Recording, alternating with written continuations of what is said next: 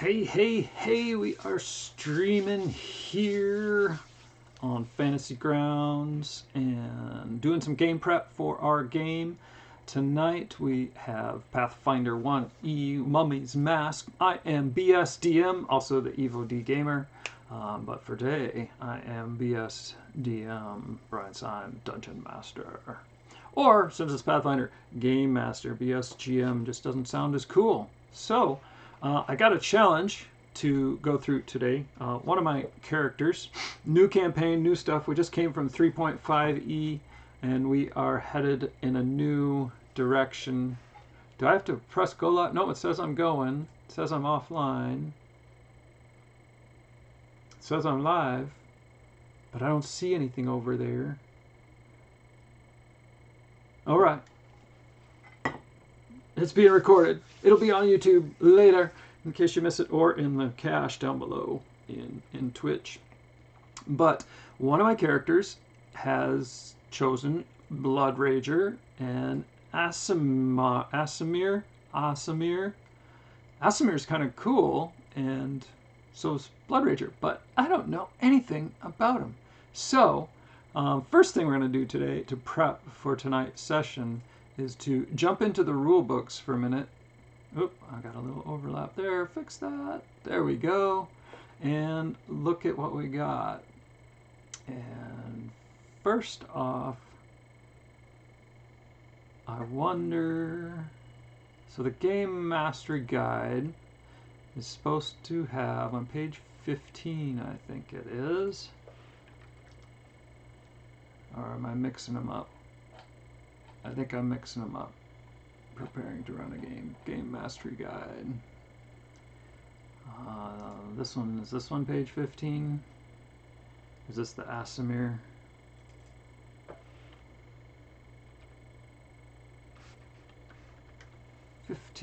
Grundi.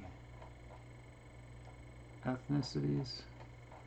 I totally looked all this up beforehand with my trusty DM backup system, also known as Claude.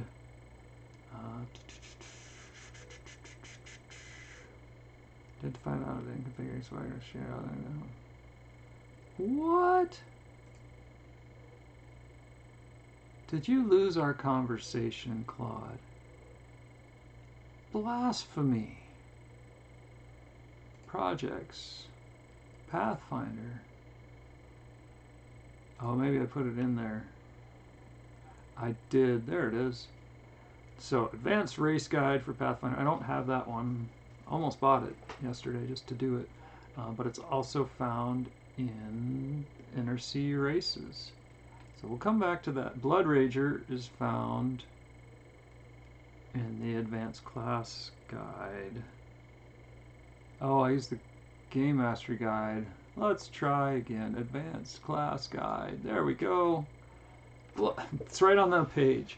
While many ferocious combatants can tip into a deep reservoir of buried rage, Blood Ragers have an intrinsic power that seethes within. Like sorcerers, Blood Ragers' veins surge with arcane power. While sorcerers use this power, I'm going to try something here. I want to move to my middle screen.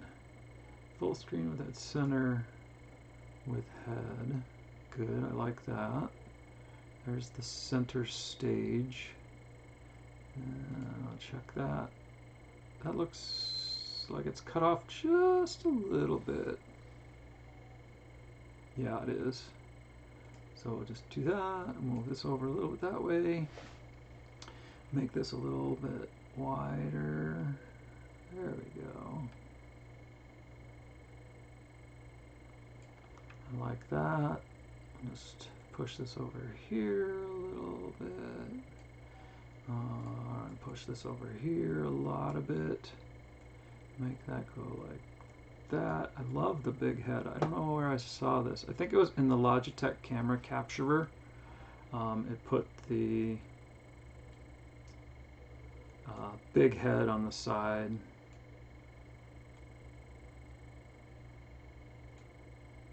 There we go. All right, we're gonna go to the camera. And then we're going to move my windows around here. Go right in the middle here with that. Go over here with, sure, that, why not? And go over here with that. And now we are ready to continue learning about the Blood Rager. I'm going to go with the center, third with head. And there you have it, the Blood Rager. While sorcerers use this power for spellcasting, Blood Ragers enter an altered state in which their bloodline becomes manifest, where the echoes of their strange ancestry lash out with devastating power. In these states, Blood Ragers can cast some arcane spells instinctively.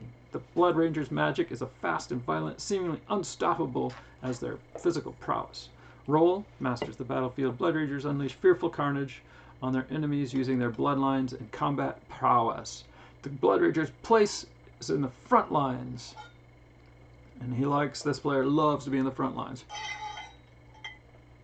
Right in the enemy's faces, supplying tremendous material forces, bolstered by a trace of arcane magic. Alignment, any. Hit die, 10, so not quite a fighter and stuff. I'm surprised. Oh, okay. And then parent class, blah, blah, blah. Starting wealth, who cares? Blood Rager's class skills, climb, craft, handle animal, intimidate, knowledge, arcana. That makes sense. Perception, wisdom, perception, ride, spellcraft, survival, and swim. +4 plus intelligence for ranks per level. Class features that can use some weapons and armor. I suspect a bunch. Bloodline here. This is something interesting. Each Blood Rager has a source of magic somewhere in his heritage that empowers his Blood Rages. Hey, Spencer. Dad, who's married? Is it, your world or Rob's world? It's my world. Hmm. What? Is it too short? No. You like a longer BSDM? I don't know what it is. Dad, if with, Rob's world, I can start sooner. You're right. Is your room cleaned up? Yeah. Gotta have your room cleaned up before you can start. Yeah. Like, totally cleaned up? I saw it a minute ago. Here, let's transition our camera. Yes. There. Are you hiding? What? Are you hiding? We're live online. You're gonna say hi? Oh, you're hiding. Yeah, BSDM. Got kids. Gotta have fun. Hey, are you breathing down my neck? Man, it tickles. Each Blood Rager has a source of magic somewhere in his heritage that empowers his Blood Rages, bonus feats, and bonus spells. Oh, I gotta transition again. Blink. Well. Sometimes his source reflects a distant blood relationship to a powerful being, or is due to an extreme event involving such a creature somewhere in his family's past. Regardless of the source, this influence manifests in a number of ways. The Blood Rager must pick one bloodline upon taking his first level of Blood Rager. Once made, this choice cannot be changed. So we're on this screen over here, so that's all they see. Just me and my book. If you put your head on my shoulder, they might see, oh, there, now they see you too. Look at you. This cannot be changed. When choosing a bloodline, the Blood Ranger's alignment doesn't restrict his choices. A good Blood Rager could come from an evil ancestry, an abyssal bloodline. A celestial bloodline could beget an evil Blood Rager from generations later. A Blood Rager from an infernal bloodline could be chaotic, and so on. Though his bloodline empowers him, it doesn't dictate or limit his thoughts and behavior. The Blood Rager gains bloodline powers at first level, fourth level, and every 4 levels thereafter. The bloodline powers a Blood Ranger gains are described in the chosen bloodline. Oh, there's going to be a lot of content for this. For all spell-like bloodline powers, treat the character's Blood Rager level as his caster level.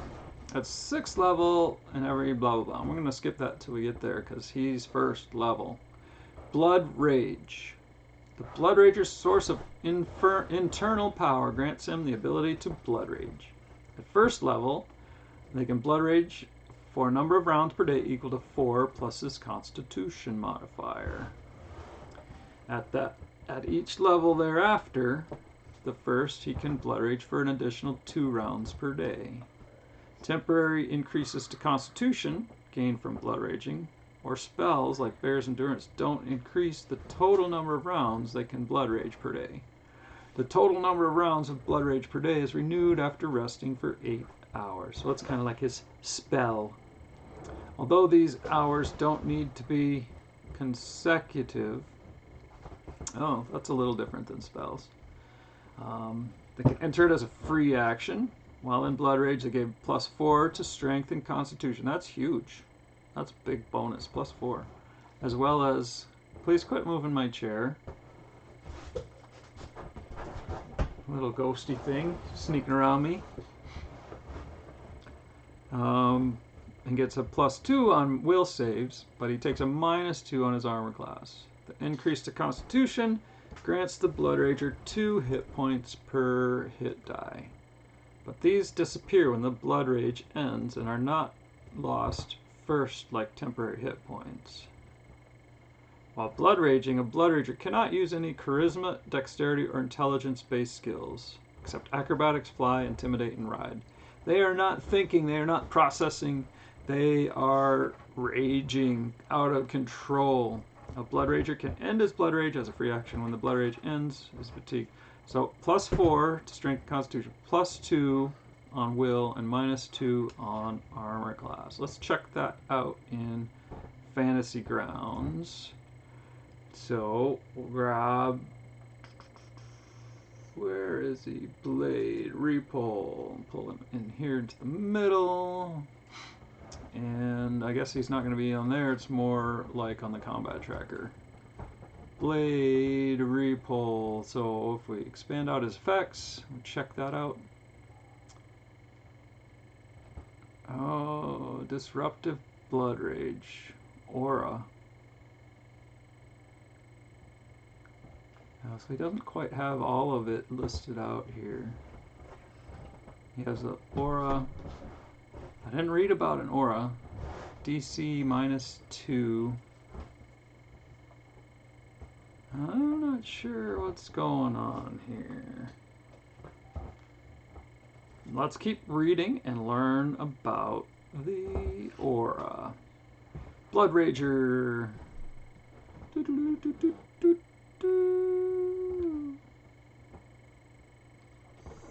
Blood Rager can end his Blood Rage, blah blah blah. Blood Rager cannot enter a new Blood Rage while fatigued. When are they fatigued? When the Blood Rage ends, he's fatigued for a number of rounds equal to twice that he was raging.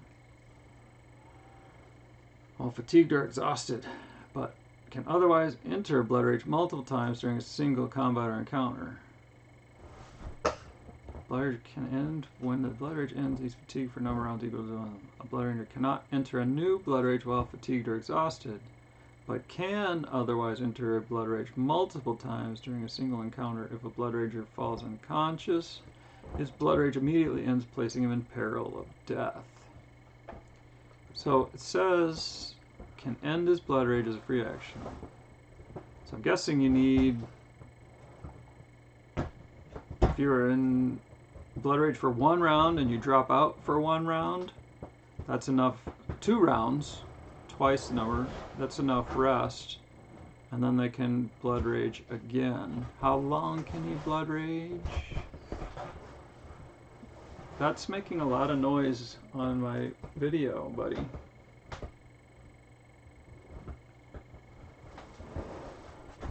You can Blood Rage for a number of rounds equal to 4 plus his constitution. Okay, so he can do a couple of rounds and leave him in peril of death. So let's see what that aura is that he keeps trying to put on there. Blood Rage counts as the Barbarian's Rage class feature for the purpose of feat prerequisites, feat abilities, magic items, fast movement. Blood Rager's base speed is faster than normal for his race, so he gets 10 feet bonus in general. Applies only wearing no light or medium armor and not carrying a heavy load. Applied this bonus before modifying the speed for armor worn and other carried. So it could go up, but then it could go up to 40 and then drop back down to 10. Uncanny Dodge. At 2nd level, 3rd level, 4th level, so I don't need to read this At this point in his life, at 4th level, he gains spells. Kind of like, isn't that what a paladin does? I'm still learning all this stuff. Where I don't see aura. Blood Rager, Bloodlines. When a Blood Rager enters a Blood Rage, he often takes on a physical transformation influenced by his bloodline. So Blood Rager, Bloodline, Bloodline Power, Blood Rage, and Fast Movement. Okay, not as complicated as I was making it out to be. Let's see if we can figure out what kind of Blood Rager he is. Blood Rager.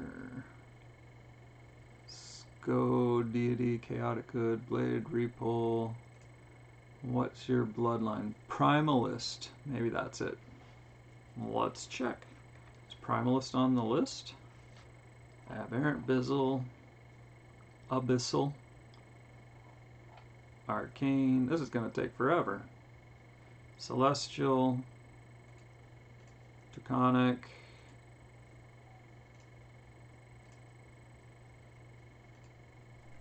Primal. Brawler. Blood Rager spells. I didn't see it. Undead. Infernal. Fey. Primal. Blood Rager. Elemental. Do you see Primal? I don't see Primal.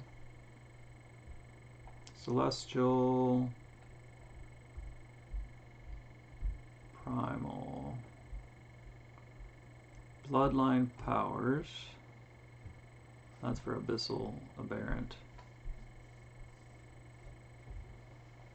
I don't see that choice. That's not his bloodline, I guess. Let's check further. Is there somewhere else? Primal. Dark Vision. Notes. Celestial, he picked as a language, so maybe that has something to do with it. Inventory,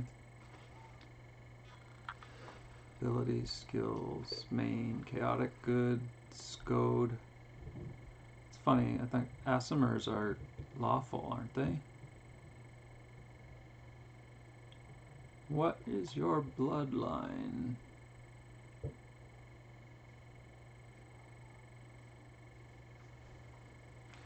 Let's see. I'm not going to do that right now.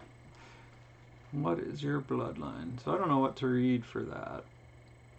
So let's go on to the Asimir Inner Sea races. Probably spelled it wrong. Not found. Alright, let's see what it says on here. Asimar.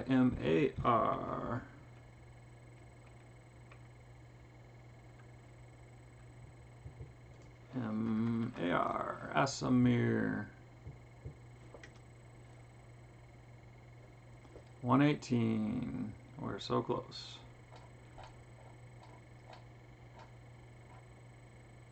Asimirs and Tieflings. Asimirs are mortals who carry the power of infusion of energy from the celestial planes, while not all the Asimirs are themselves good creatures.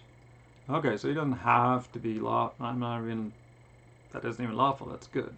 Nor even necessarily the result of human celestial couplings. They all share celestial traits.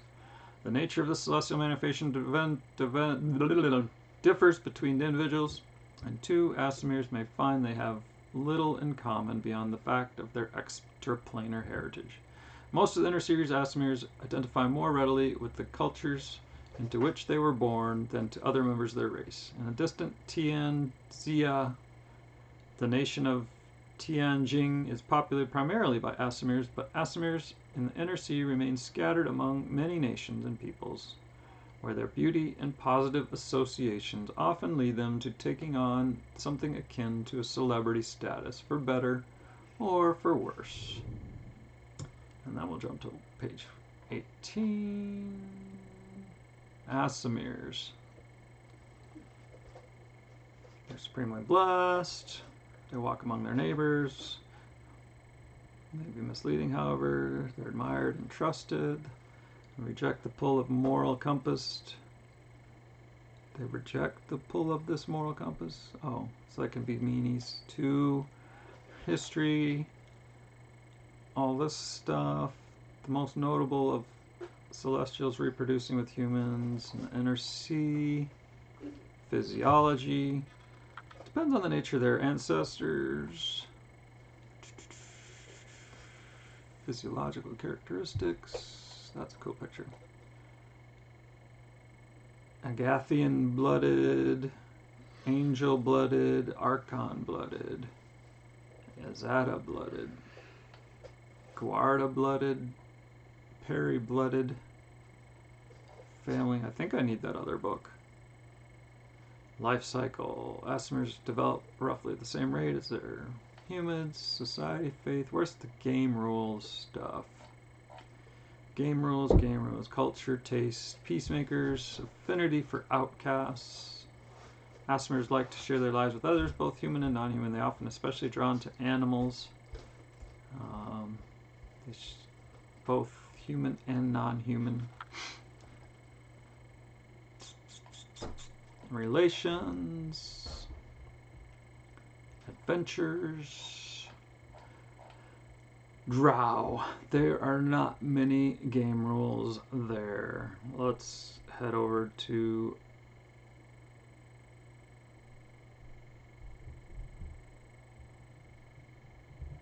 Arkeys, Nethies. Nethies. Put this in the middle. Not quite the middle I was looking for. Here we go. Into the middle. Don't need to see all that. And my live stream doesn't look live. I don't know why. It says I'm live. Let's check quick.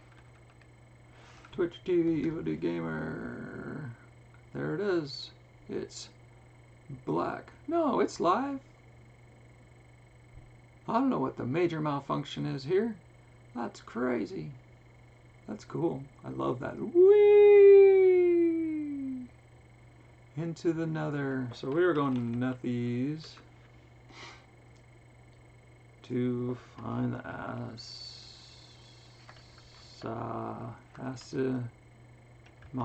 Asimar. So this is supposed to have like all the rules and stuff around the things. Did I spell it wrong? I guess.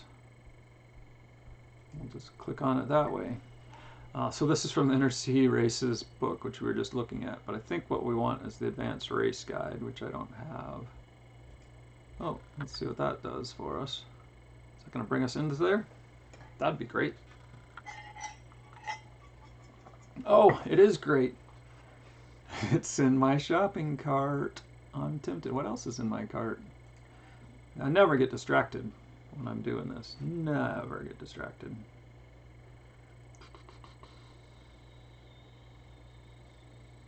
Oh, this one's already in my digital assets, so we don't need that one. But the Advanced Race Guide. All right. Society, relations, male names, female names, non-human Asimirs. Yeah, I guess the celestial beings could have a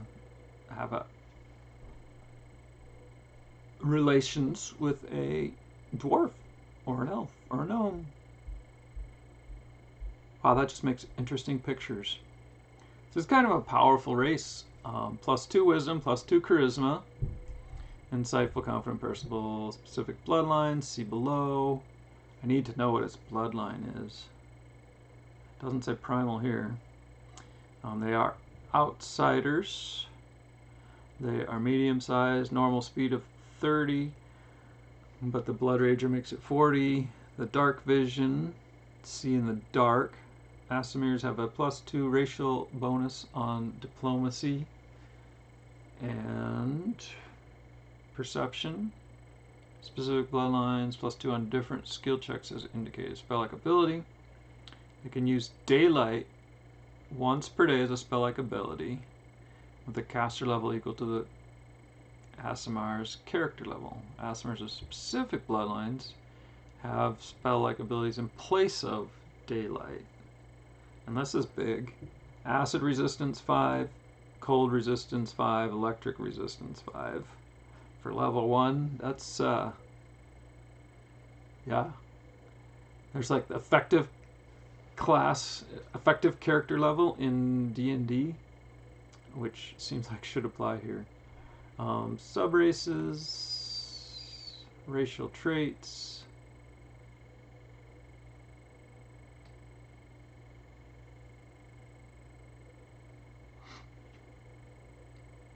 Incorruptible. I don't see primal showing up again. Variant Aasimar abilities. Aasimars are blessed or cursed with unusual abilities. GM may customize their Aasimar NPCs using the following chart. Fun. Bard, Blood Ragers, not on the list. Aasimar features. That's entertaining. So, one, we need to find out what his bloodline is. Halo, Advanced Race Guide.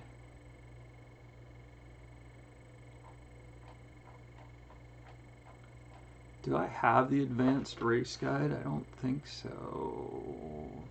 Fantasy Grounds. Fantasy Grounds. Fantasy Grounds. Don't look at my login. Don't log it. Don't look at my login. I saw you. You were looking. Don't you look at that. What do I have? Advanced Class Guide. I got a lot of stuff.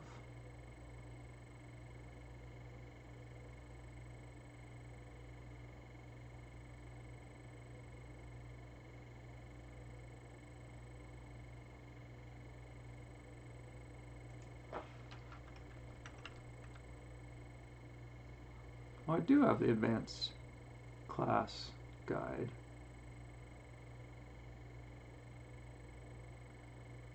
Advanced Class Guide. Oh no, it's the Race Guide. I don't have the Race Guide. I see what you're saying. I see what's wrong with those.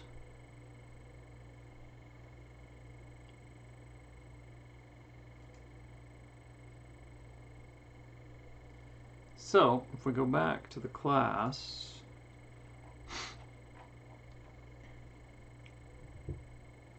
bloodlines,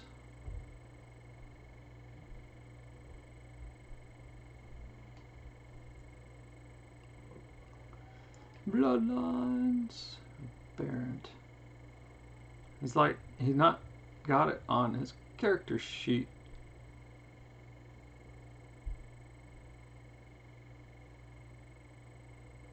Chaotic good. Notes. Inventory. Let me check my character.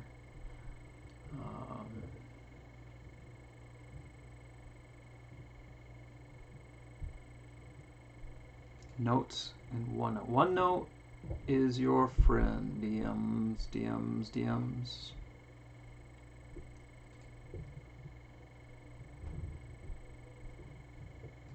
So OneNote is your friend. Blade. Origins. Key life events. Motivations. Powers. Conflicts. Wati. Blade is forged by tragedy. Control F. Blood. His angelic bloodline. Celestial bloodline. Is it angelic or celestial?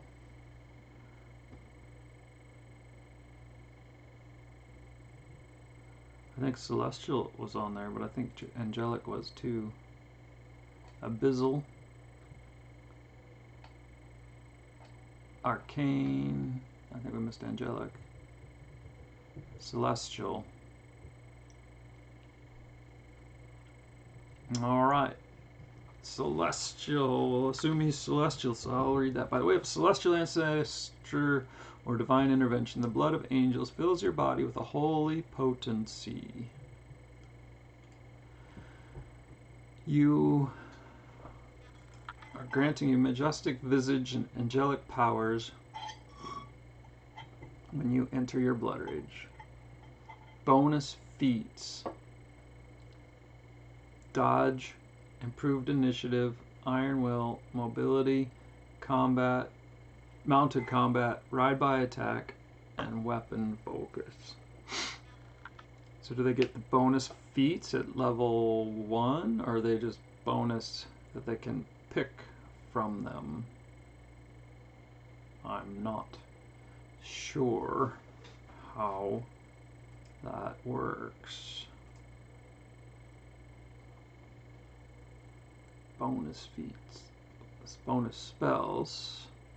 Bloodline powers. Your bloodline grants a number of resistance and changes to your form to something of an angelic and terrible to behold when you blood rage. If you're ever reading the Bible,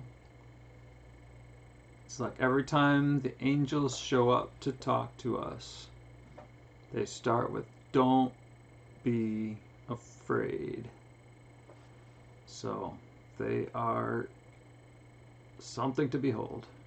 Angelic attacks. At first level, your melee attacks are considered good aligned weapons for the purpose of bypassing damage reduction. Furthermore, you deal damage with a melee attack. To an evil outsider, you deal an additional 1d6. This additional damage stacks with the effects of a line weapon, such as a line weapon, and those granted by a weapon with the holy weapon special ability. At 4th level, at 8th level, at 12th level, at 16th level, at 20th level. Okay, angelic attacks. So those are pretty handy. That's not too overwhelming unless getting all of those feats. Let's see what they say for applying the bloodlines.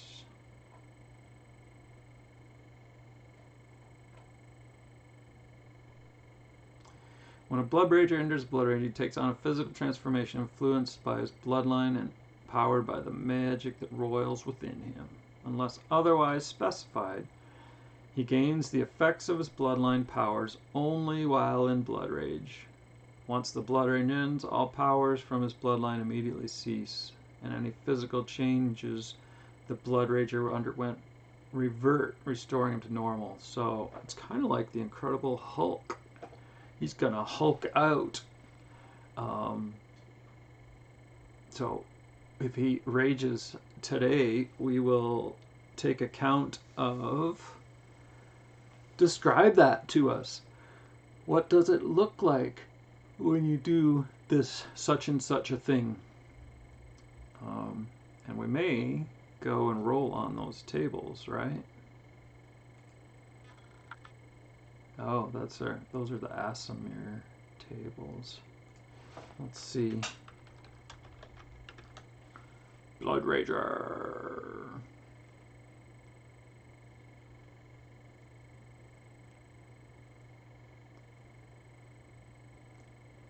Wow, there's like 3 archetypes of Blood Rager.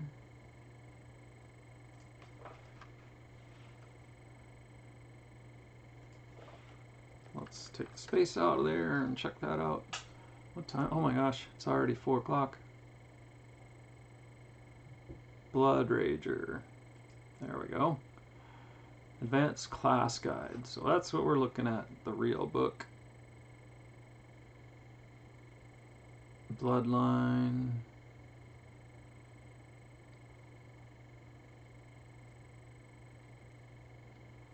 Let's look at that in the real book.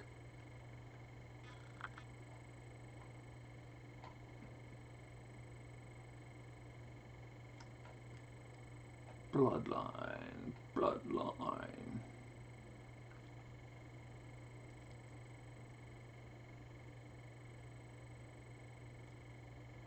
If I pick one bloodline, the alignment doesn't restrict their choices.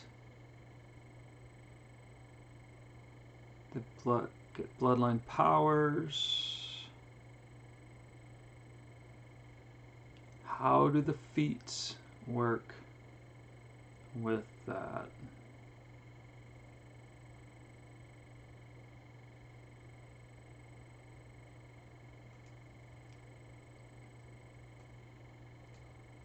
Here we go. DM's friend, OneNote, and AI.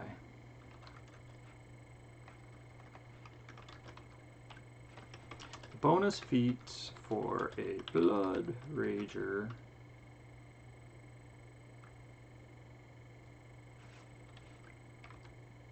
How do I apply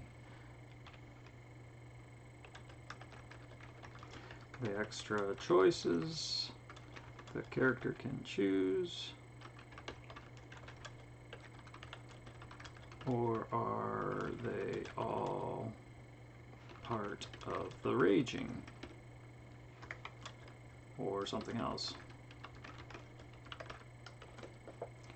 What do you think, Claude? Claude, what's going on, man? How you been today? Yeah?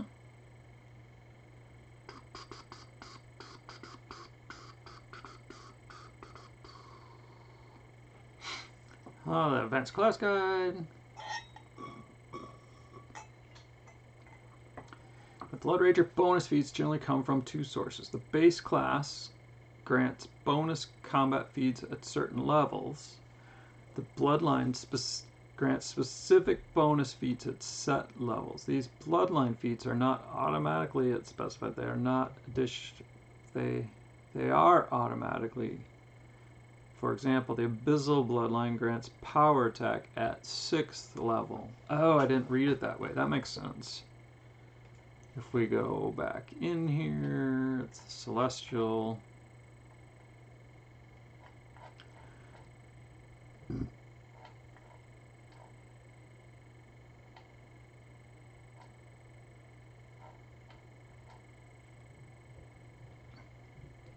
Bonus feats, dodge.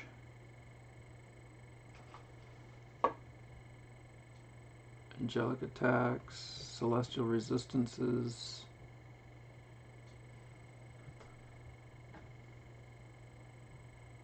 At 4th level, they get a lot of resistances. I don't see these being aligned with the feats. Dodge.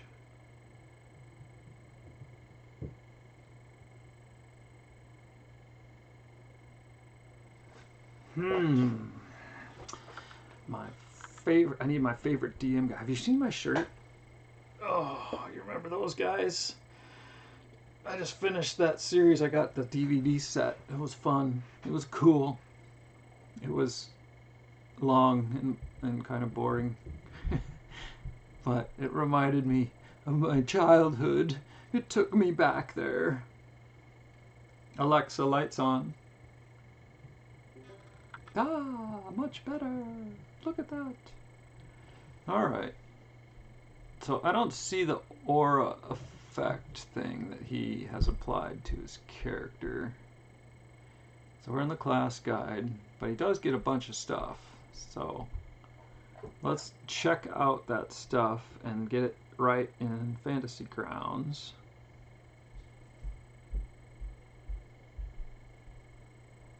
I think there's a notes thing in Fantasy Grounds. Aura. 3rd level. Uncanny dodge. So at 2nd level he does get uncanny dodge. Blood Rager's base speed is far more.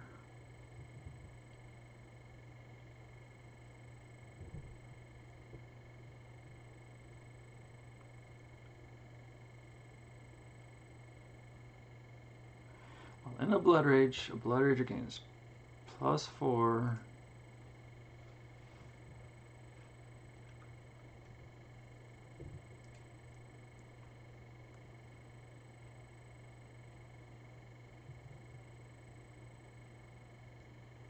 To con and strength. That's nice.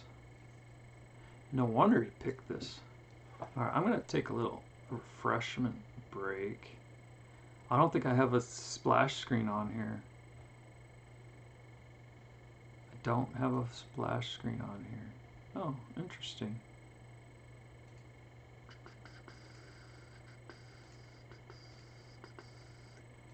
I'm going to make a new screen, a new scene.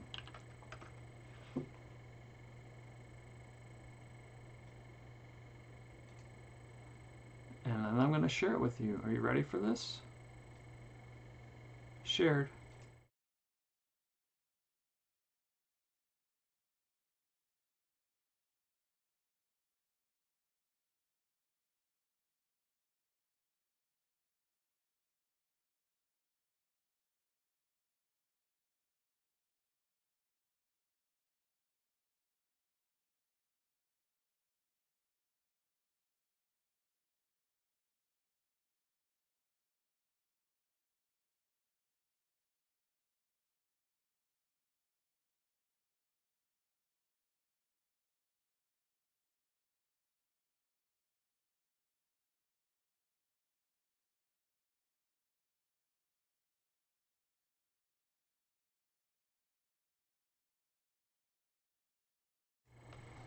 All right, we're back. We got a refill on our sody. The sody. We are ready to go. So we're looking at this +4 morale bonus, strength and con.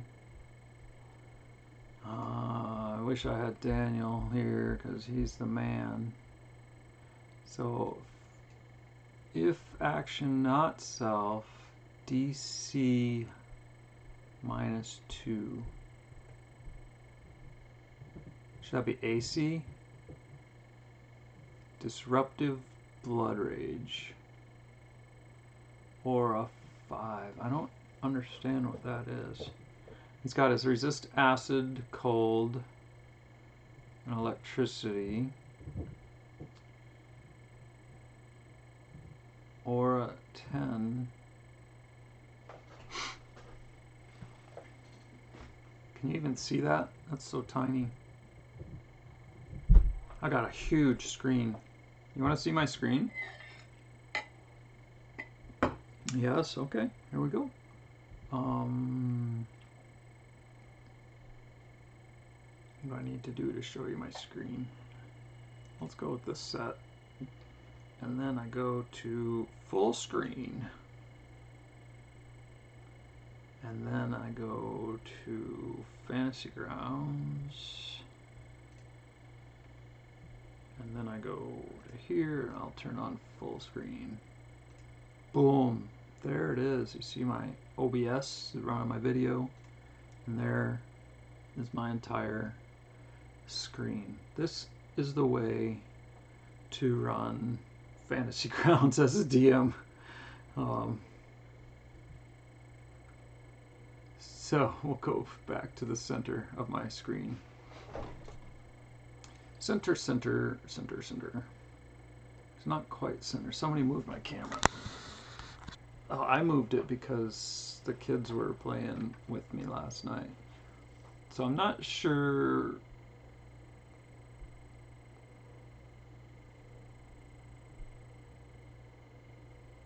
This stuff helps.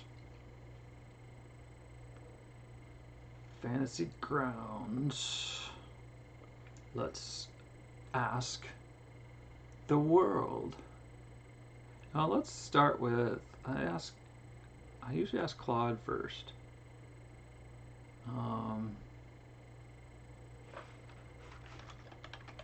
Using Fantasy Grounds, how would I set up the Blood Rager benefits of this stuff has an effect on the combat tracker? So let's grab what that is. Where is my text? There we go.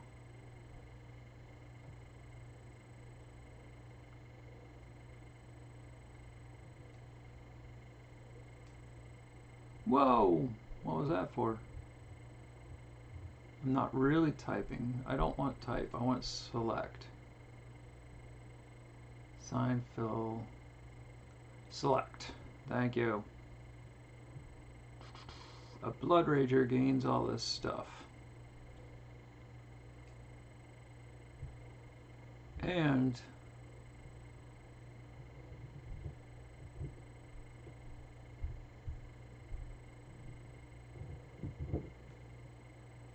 all that stuff. Let's put that in our question. And see how you do, Claude. Tell us how it works.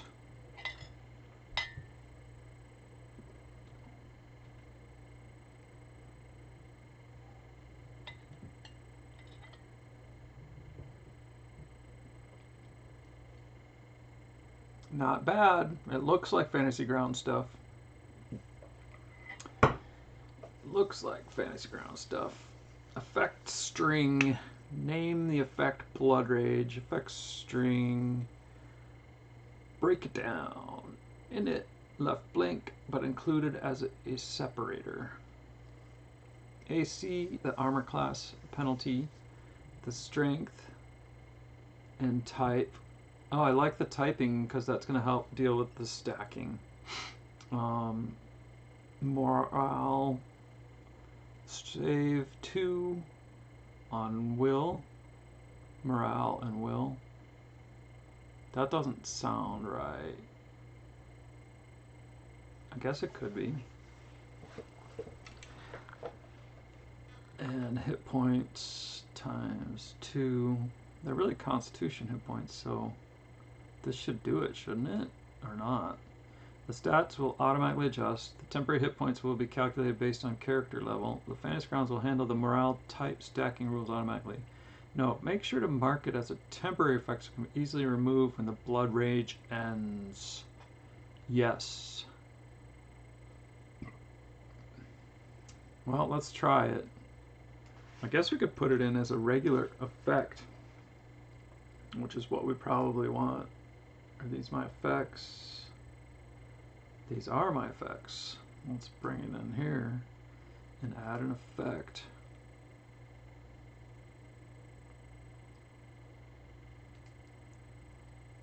Well, that's the sharing thing.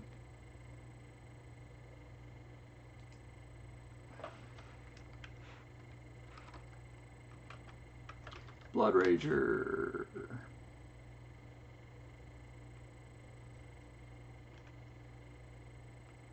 And paste. I don't think we need the initiative thing. Armor class -2. Oh, I can't read any of this stuff. Strength 4 morale, con 4 morale, save 2 morale, will, hit points, hit dice times 2 morale. And it lasts 1 round. It kind of lasts 6 rounds or something, doesn't it?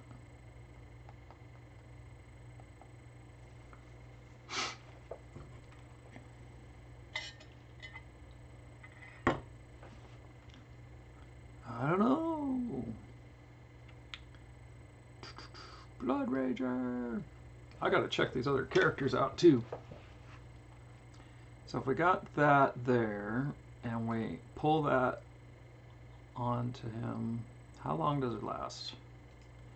I think it's like 4 plus his con modifier. That's interesting that Blood Rager raises the con, thus raising the modifier. So if his con is raised up, his con modifier, 4 plus 3, so he's got 7 rounds. And then what's perm? I like this plugin, I think. Of course, it doesn't have anything. Oh, because that doesn't have any. This has them. Racial. Ah, I like it. It's kind of a plugin that lets you detail stuff out. I think it's the same one that does the hit points. Like, where did your hit points come from? Um, and stuff like that. So that's pretty handy. He's got some wounds right now. He got beat up by these little wooden toys that were attacking. I forgot to double them. We got a big party, so I usually double some of the fear and damage and things like that. So let's go back to this and see what happens if we drag the Blood Rager onto him. Alright, puts Blood Rager on. That's sexy. And then it's turned on. So I'm going to turn this aura thing off. I don't know what it is.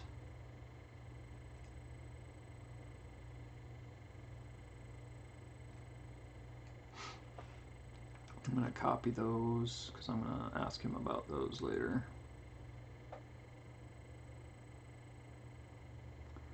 Disruptive Blood Rage. Sounds cool. I like it. But this player's been known to be out of balance. It came into our last campaign in the middle of it. Fine-tuned with character design. And yeah, it was a challenge. So if that raises his strength, then we do a strength check.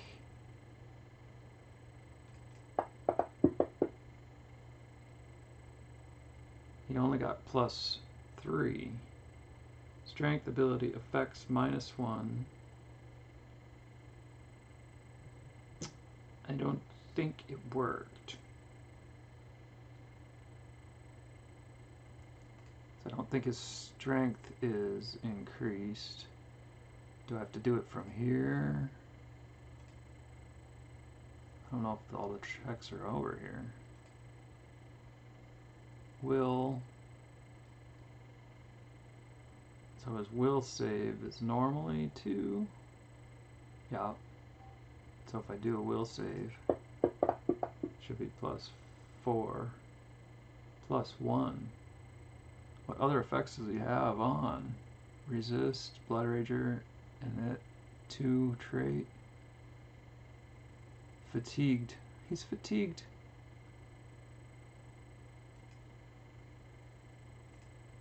Now let's try that. Still +1. Oh, he got a +3 total, so he got the 2 plus that. He didn't get this save to... I've got the wrong formula.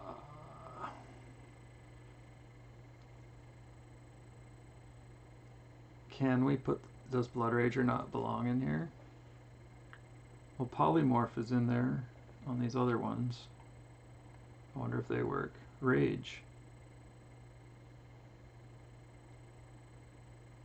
Oh, is it lowercase? Strength 4 morale, con 4 morale, save 2 morale, will AC -2. So rage is on there. Thanks to Daniel. So let's remove this. Let's put this on there. No, not on him.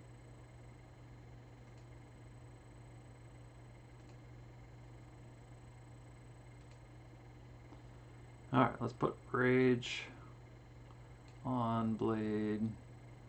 Let's do a will save.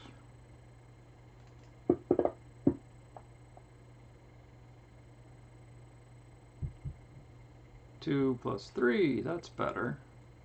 Let's do a strength.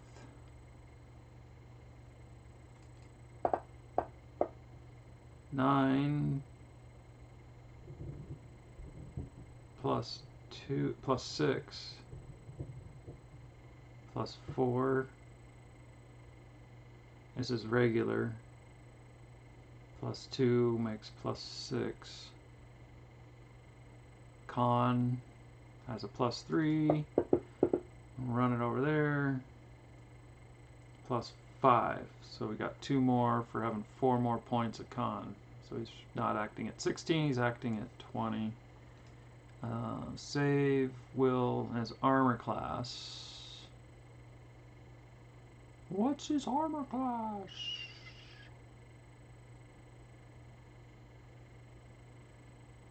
Alright, 6, 16, 2. Or 16 and 2 is where he's at right now. So his armor class is 16, but not 14 with the -2. So I need to roll some dice. I need a 15. I need a 15 on a die.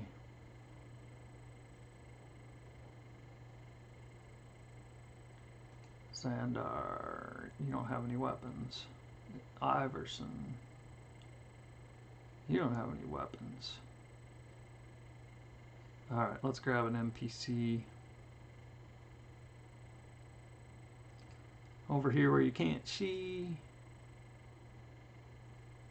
Let's grab a snake. Here comes little Asp. We'll kick you in Asp. Alright, there's our Asp. Our Blood Rager is Ragerin. So the learning was... It's got to be...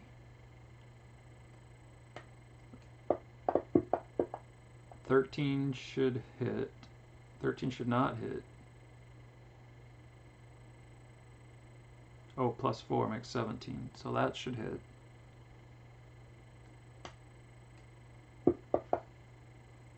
That should hit. Let's make you there. Control click.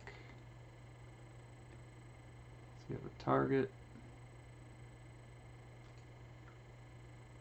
Do you have a target?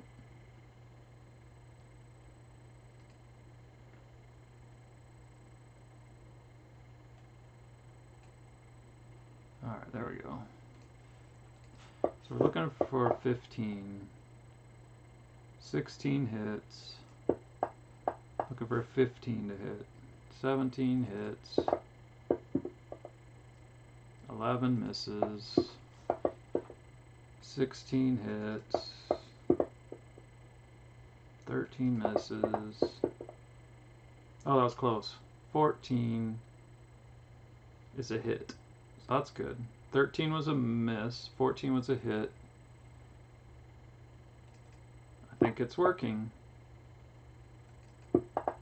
It's great to have a Fantasy Grounds DM in your party because he can fix it all up. Or GM, forgive me. 15 hit. Alright, so that's good. Now we'll turn off the rage.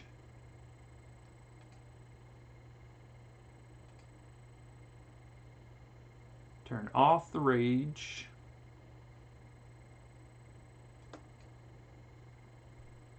I can't get it. Are we lagging?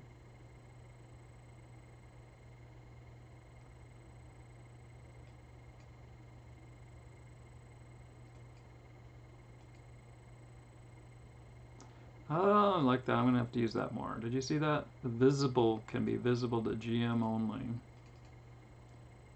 Alright, we're just going to remove the rage. Now, when this thing bites him,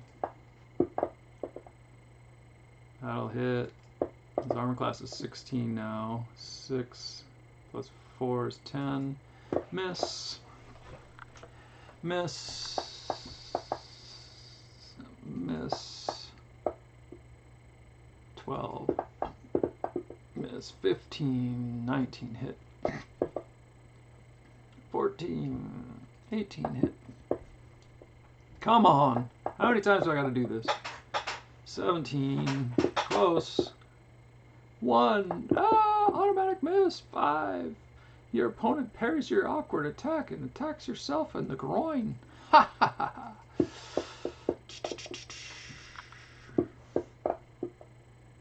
Close. 14 missed. So that's what we're looking for.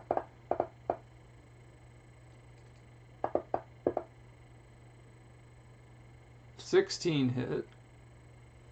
That's what we're looking for. Now I want a 15 miss.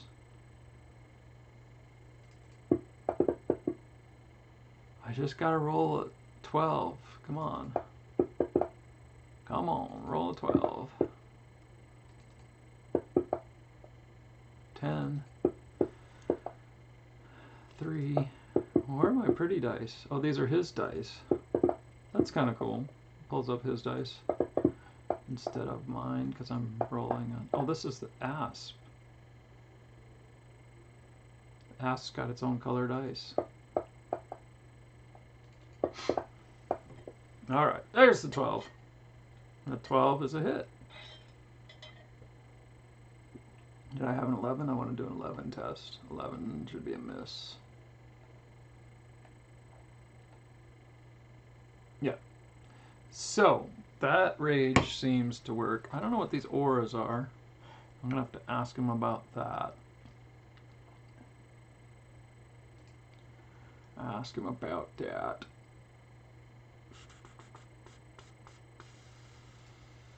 One viewer. Hi, viewer. Thanks for viewing. All right. I wonder what you see if I go over there. I'm gonna do the thing. I need to put something on that thing. On my splash screen. It's like nothing. Oh, I got that. I do have something I could put there. Let me see if I can find that image. And some text. Okay, I'll let you see what I'm doing. Alright. Working on this. So I got this black screen that's coming up next for you. So if I go in here, I want to put an image on that splash screen. This will be Pathfinder BSDM. I think I need to make a new image. Let's see here.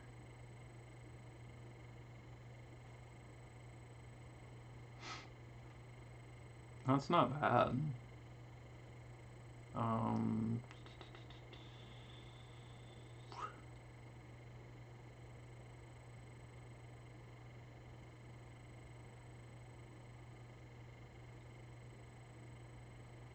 So Druid spell mechanics.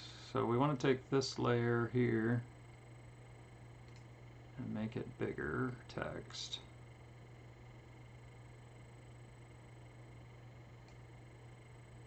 I want to take this layer here and hide it. And we'll take the image and move it up. No, it's good right over there on the side actually. And then we're going to move this guy up here. I think kind of like it down here. I had the eye on my other thing. The dot on the eye of the dragon. It was pretty cool. Let's make this text a little bit bigger. I'm BSDM. There, that's a pretty good size.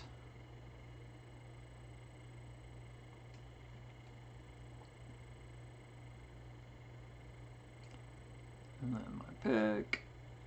Go right there.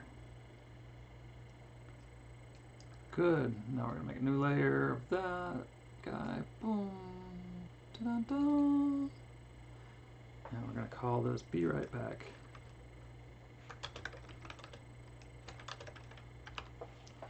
Be right back.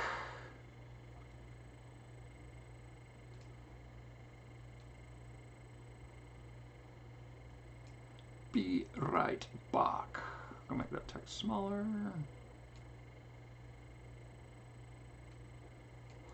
Actually, we're going to put that down here. I'm going to put this up there.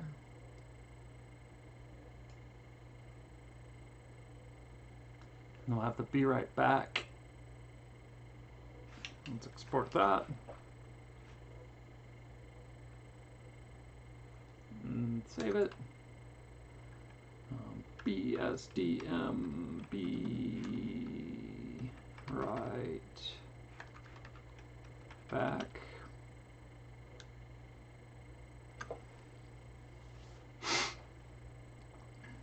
And then without the be right back, BSDM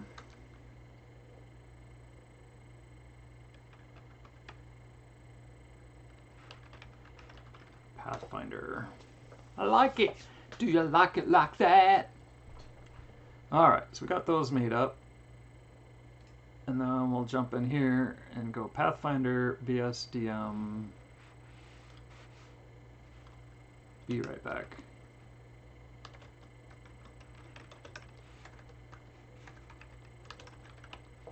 So that's really cool. Okay, let's find that image. Dynamic, company, marketing, BSDM, EvoD Gamer. Be right back. We'll be right back.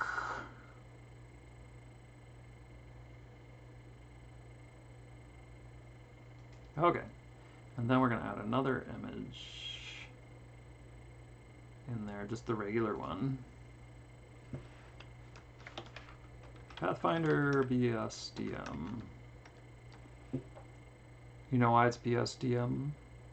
Because I'm a fan of MS or MCDM, Matt Colville.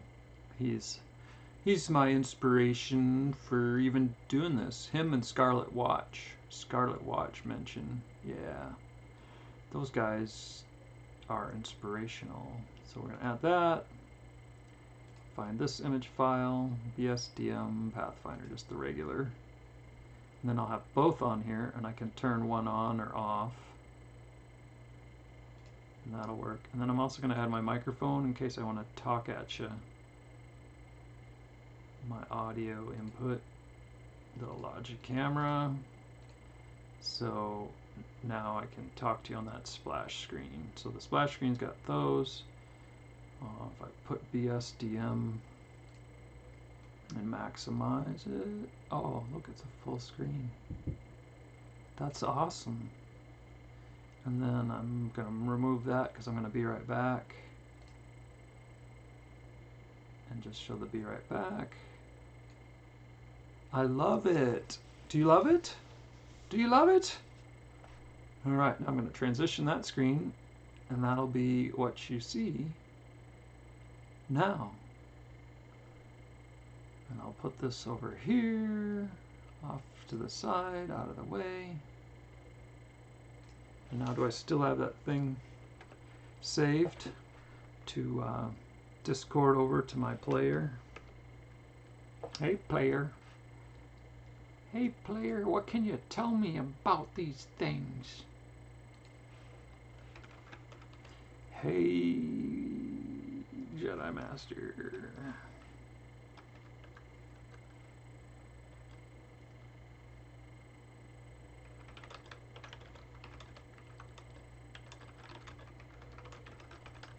What can you tell me about these things? Ba-dang.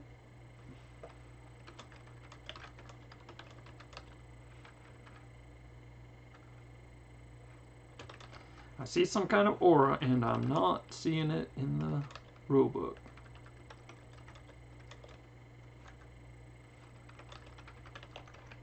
Race class rules. Thanks, BSDM.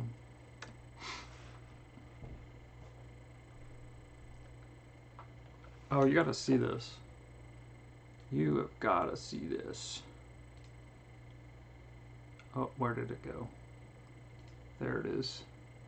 Let me show this to you. I saw this on Facebook yesterday. It's the cat mimic. I saw a pretty cat and I went out to pet it.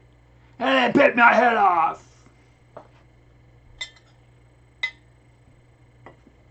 Isn't that hilarious? Alright. Don't need that. Combat tracker. Alright. I think I understand what you are.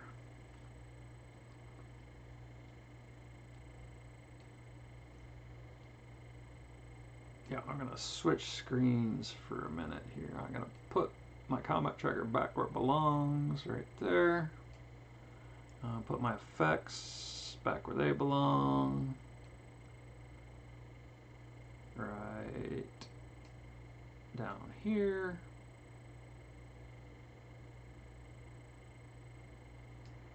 Oh, I saw something. Somebody had a whole bunch of little things down here next to their dice, which was really cool.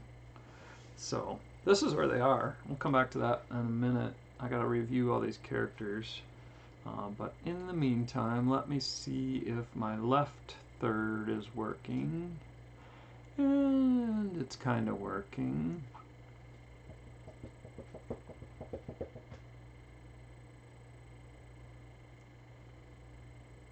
Really? Are you off the screen a little bit? There you go. I wonder if I just pull this out just a little bit more. That's great. And I move the main monitor to the top.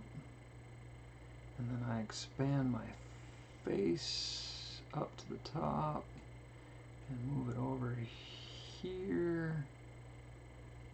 I think we have a winner. Now I can transition you over where I was looking. Get some of my stuff out of the way. Put it in the way to get it out of the way. I guess I don't need this one to open. And okay, I got that. Now I'm going to transition you over here. So this is the left third of my screen. And so he's the one we just did. Iverson is a human cleric. I got that. Lishka is Kitsune druid. Got that. Human fighter. I can handle that. Half-elf summoner. I watched a video series from this guy. I'll show it to you. I'll try and find it. Let's see. It was great. It really put out the summoner. Of course, it won't be on my history or anything. Oh, that looks yummy. There's a big fillet of salmon on here. Summoner, Pathfinder, 1E.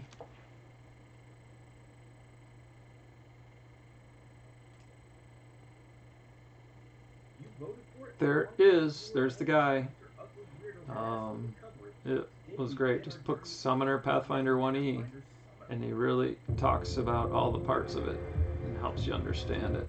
So the Gamer's Den, kudos to Udos on putting together that great video on that thing. So that's why I'm more comfortable now with that Summoner. And then here's the summonee. The Eidolon. Eidolon, is that an I? Yeah, I guess it's an Eidolon. So there's his Eidolon, or basically his actor. And what are you? A human sorcerer. So that's simple enough. I can't see all that. What is that in the parentheses there? Tattooed sorcerer. Sounds fun and tricky. All right. We are flowing and going. Now it's time to go back to the center of the field. And here's the center of my screen. You can see my combat tracker there on the left. You can't quite see the dice are just cut off right down here behind my head. And then what I'm looking at here is I want to play with the 3D stuffs. Oh, I have a window over it. My layout is messed up. No. View mode toggle camera. Whoa.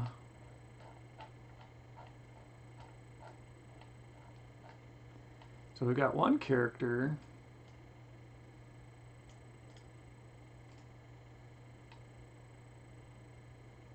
Oh, this is lagging. This is lagging.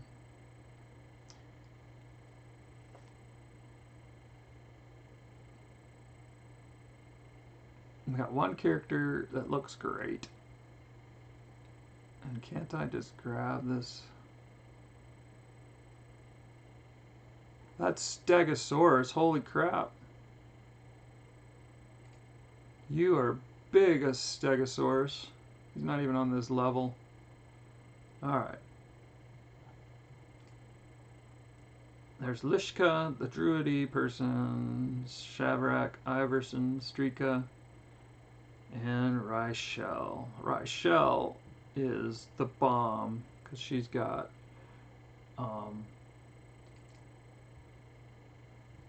yeah, she's got the vertical setup for the vertical stuff. What I thought I was going to do, well, yeah, I think I'm going to start with that for these characters. So Blade, I need to find you somebody in standing up armor. I'm going to go like this, bring him over here. I think you can see that. Let me check quick. Oh yeah, you can see that. So then if I click here, that opens that up. So now I need a token camera view for him. So I go over to my assets.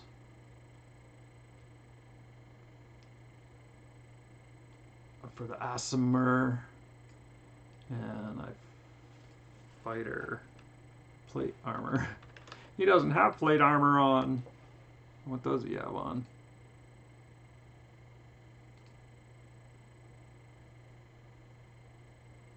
Combat. Oh, it hides it here. Inventory.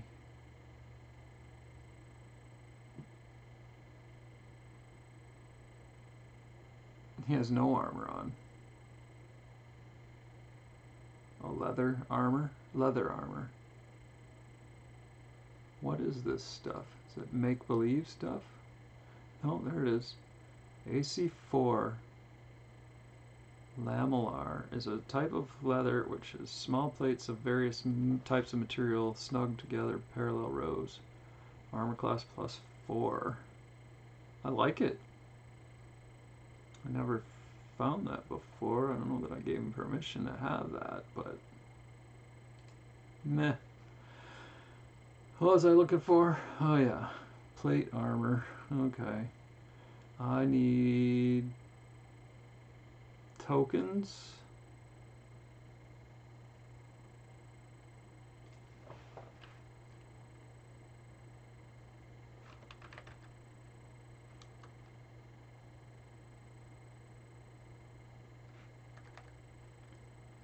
Oh, what are they called?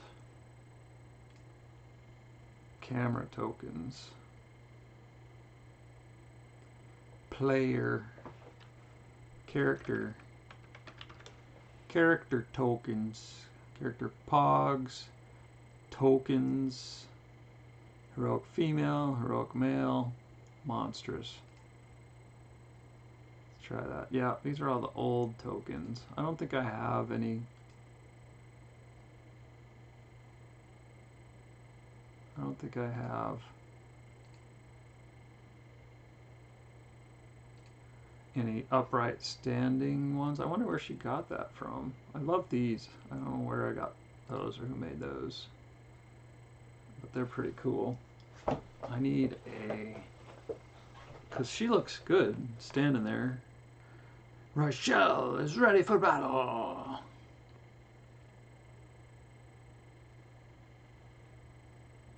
Wolf.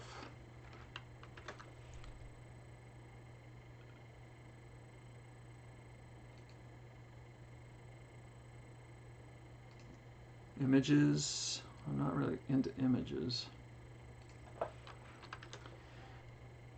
This part's so complicated, it's so challenging to find what you want.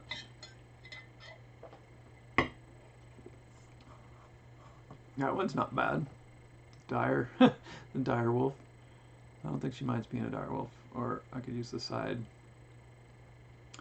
I'll use this one for her. Got her. Oh, I thought I had her.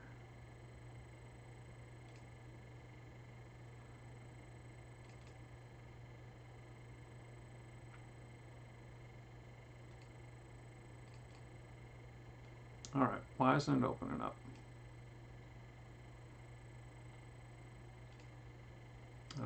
There it is. So if I drop this on there.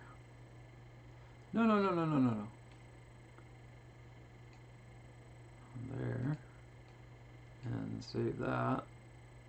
That should be a good token camera. And then if I switch out of camera mode, back into camera mode. Ah, she still hasn't swapped out. Lishka.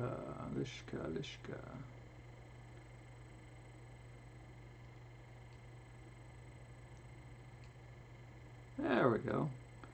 Just had to drop her back in on the map.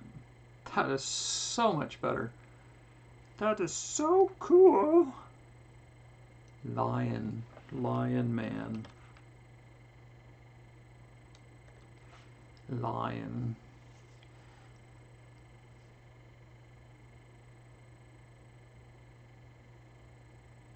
A human lion. Lion blade of Taldor.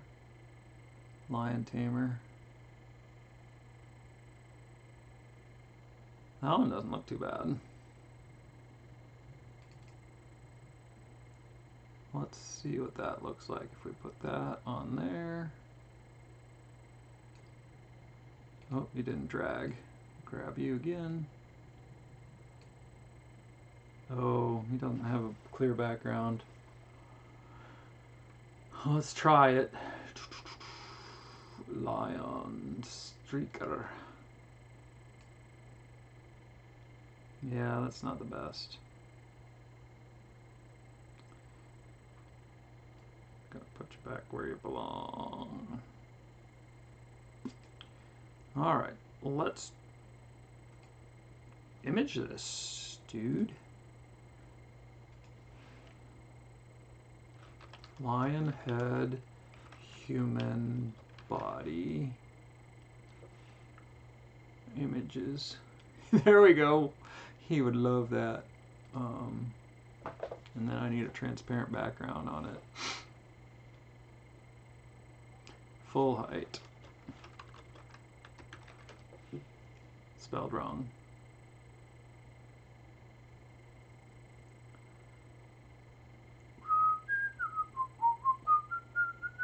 Sphinx, lion with human head. Half lion head, lion head drawing.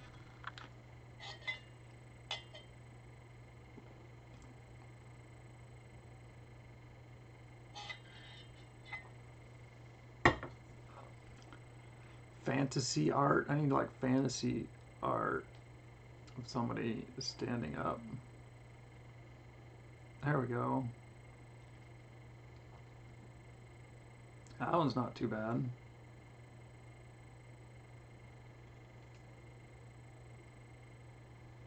That one's not too bad at all. This is where I always get confused.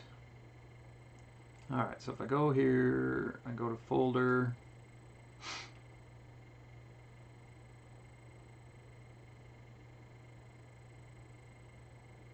Okay. It's empty. Now I grab the path. Now I go to my browser. Now I save this image. Save images as. Go to the folder. Let's call it Streaka.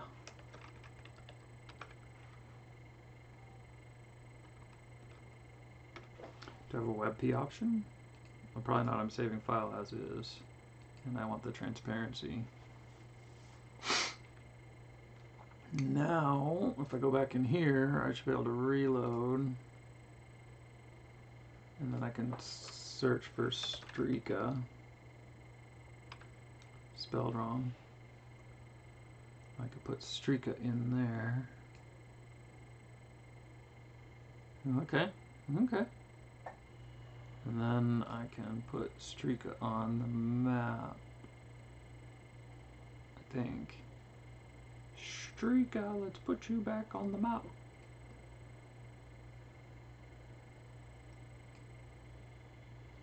No! It would have been cool. It doesn't have a transparent background. Let's go back to here. Go there. Streaka. Oh, you are not the image itself. You have a speckled background. That would have been cool. Oh, we can still work with this. Open with Photoshop.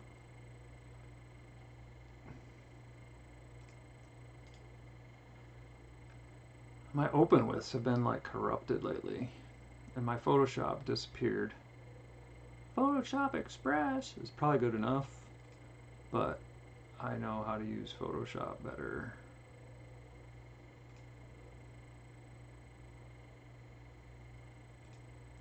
Alright, open that guy up in Photoshop. We can't parse the file. I'm just stealing in just from the interwebs. Oh, these are all great pictures.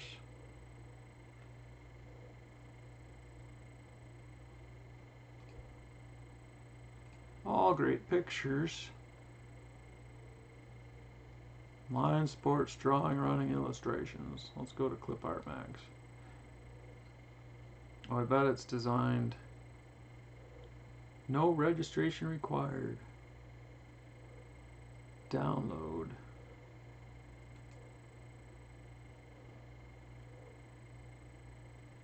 Well, that's pretty good. Let's see if it worked.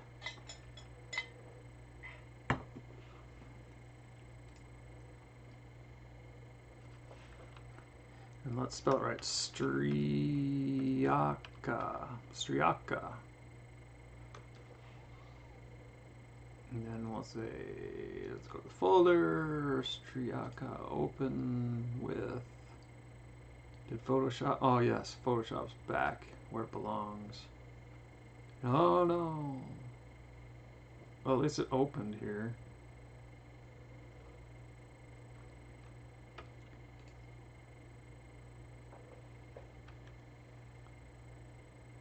I deleted that. Isn't that transparent?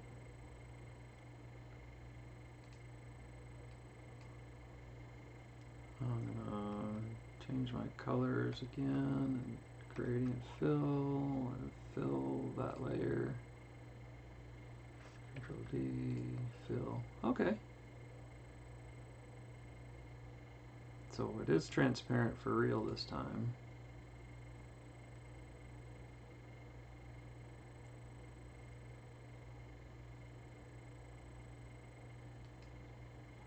So we're gonna get rid of Streaka.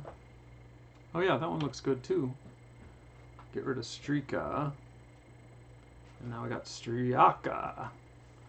Now we'll go back to Fantasy Grounds. We'll go to refresh again. And we'll spell Striaka right.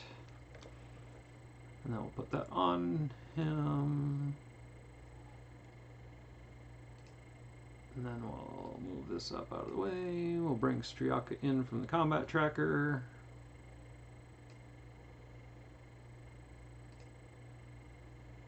Oh, he's too transparent.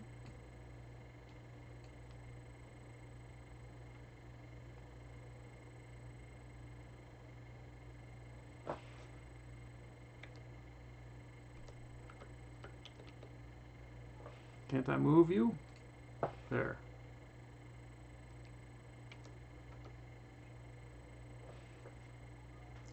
Alright, Striaka.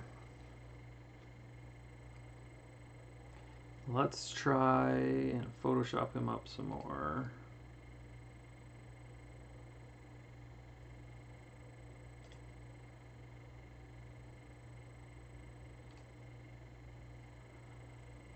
And we'll just get some kind of brownish yellow to fill in there and just go wand.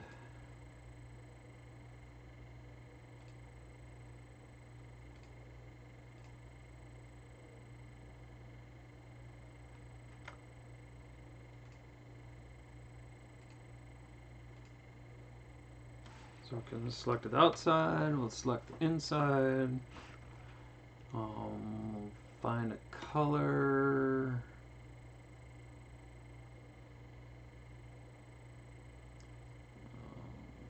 We'll go down to a new layer. And we'll make that layer go underneath. And we'll fill it with some yellowish stuff.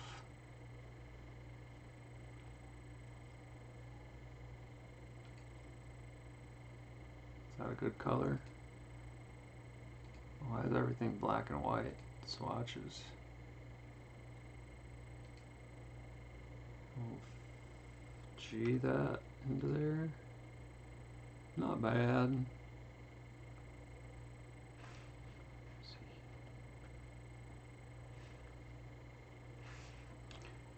Zoom in here.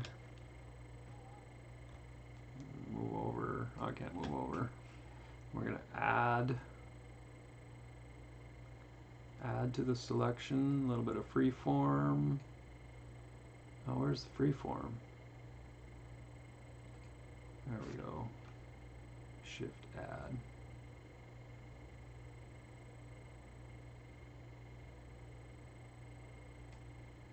There we go. That's the only spot I noticed that wasn't embedded right. Alright, now we go back out. Control 0. Good old Photoshop. Now we want to fill that with a nice gray. So we'll just use the gradient tool and pick that. Why is everything black and white? Oh. So this is a PNG. Image mode. RBG.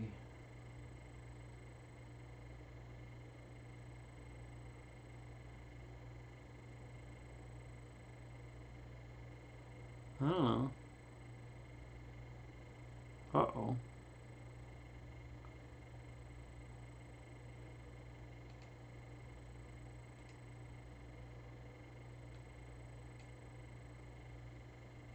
That's not bad.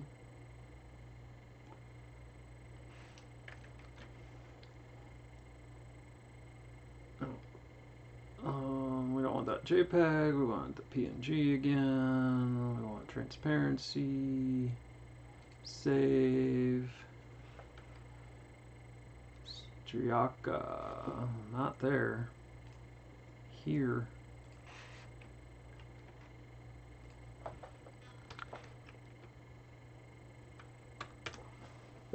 Yes, we want to replace that image. Alright, let's see if we can bring this into Fantasy Grounds now. Refresh. Oh. Yeah, not bad, not bad. Alright. Now we need a cleric. Oh, maybe if I...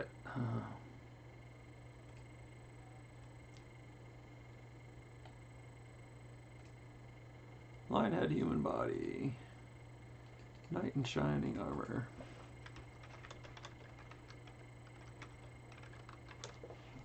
Knight in shining armor. Images. Full body. Full height. Full height. Transparent background.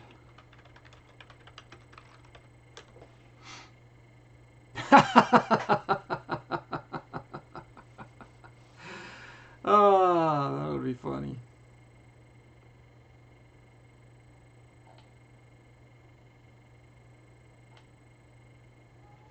I'm thinking like Hero Forge stuff, really.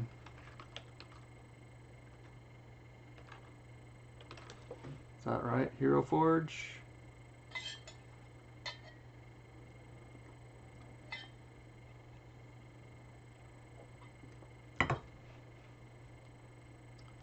Not bad.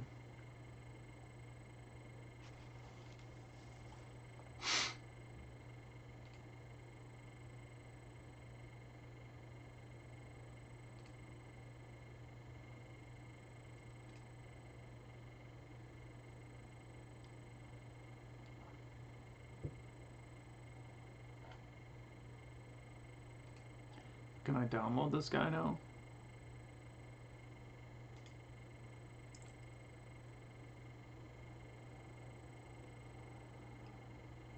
I can hear my GPU spinning. It's like, dude, what are you doing to me? Shield. No armor? Clothing. There we go.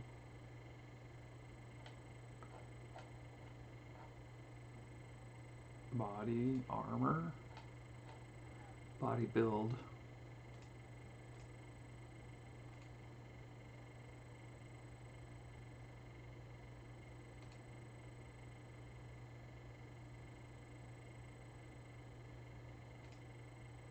It's a great idea. Leather.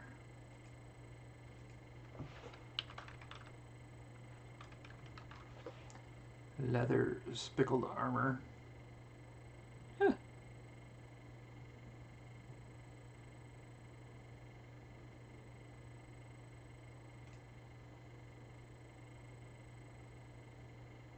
And some boots.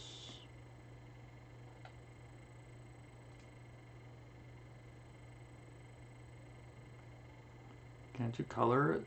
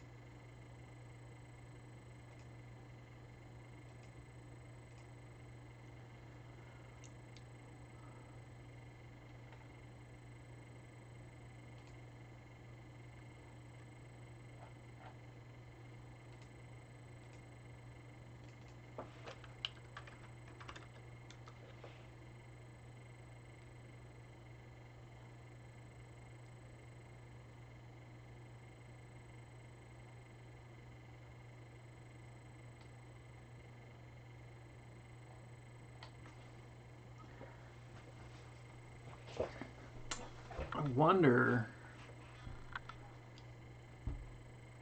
if I have these in the Pathfinder little cardboardy stand things. If they have transparent backgrounds. This should be easier to do. Why aren't there more in here? Streak is done. You're not really wearing big metal armor, but you have dreams of being big in metal armor. It's good to dream. It's good to dream. Why is there a red dot on there? Oh, because we're live, I guess. 1 hour, 40 minutes. So, how fast can I get these other characters done? That's hilarious. This guy's like ZZ Top. Let's see. What if I just do Sorcerer?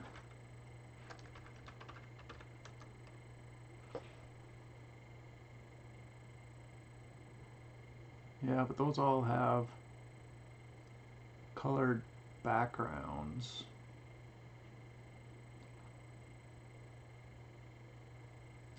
NPC Codex.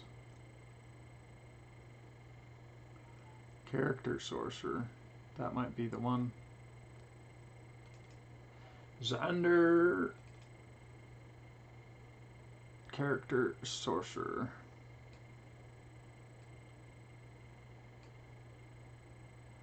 Alright, and then we get Xander and we replace him on the map. I'm afraid to move the map.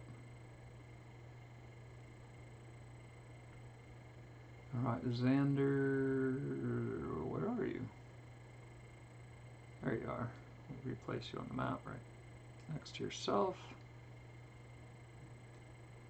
I'll put you there until we get a better image of you. And then Cleric.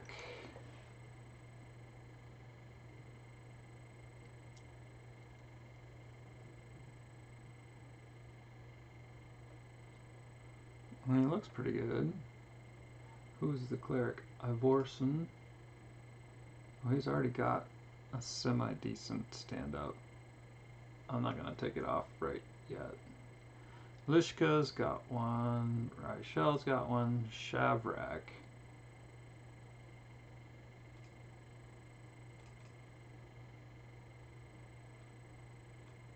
The heck is he? Oh, he's that summoner. That's right, how could I forget? Summoner. Broodmaster.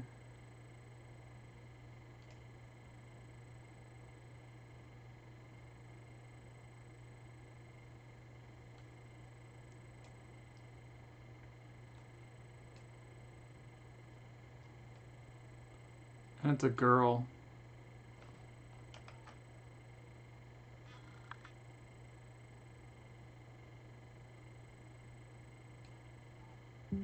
Alright. New summoner. Paste. Wand. Bam. Delete. Bam. Done. Pretty much.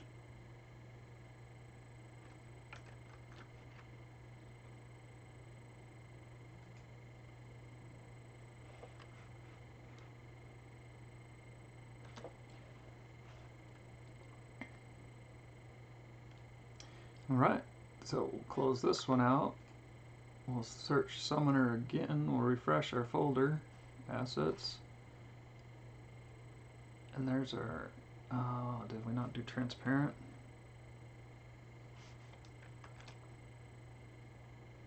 Transparency.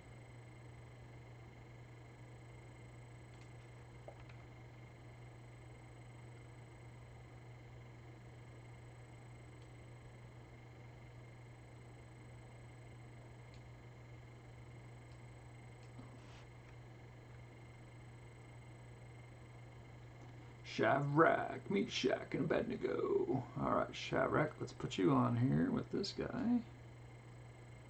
Not too bad. For quick and dirty.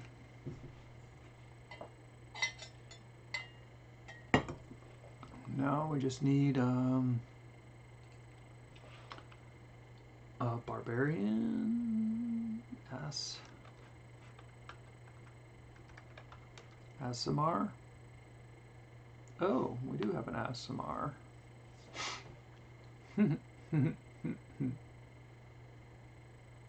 So you're done enough. What are you? Eidolon.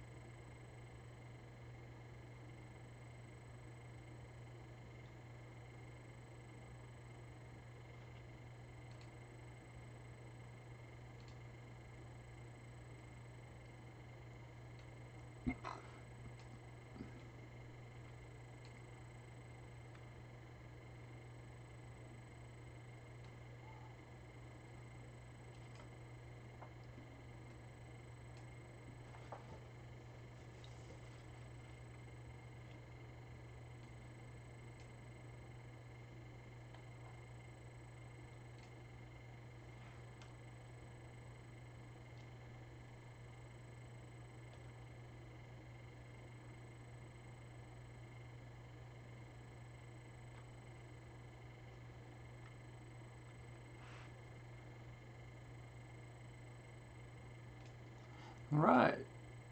Get these put back in the corner. All the character sheets go up in this left-hand corner so I can grab them, and they all show up on top of each other so I can see them all at the same time. That's not the best choice of image for him. Yeah, you know.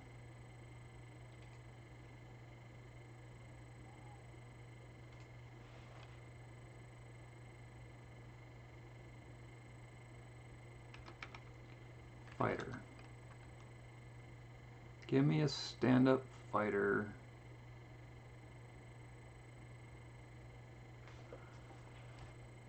It's a little better.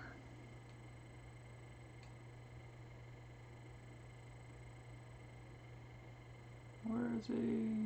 Right here.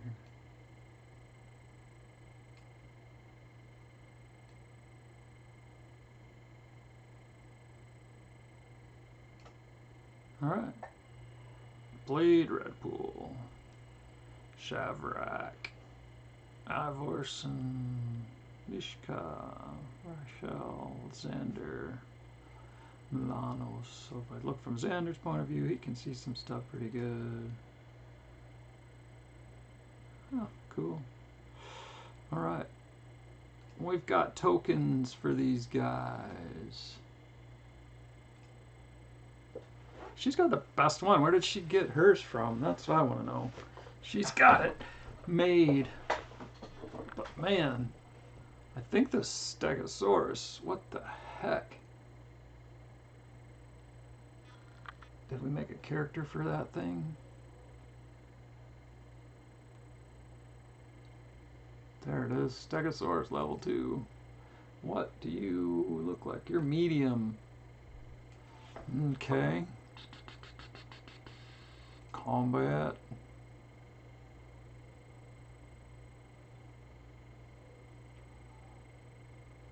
Now you got the good images on you and everything. Skills. What am I looking for? Space and reach. That should be combat. I don't see it.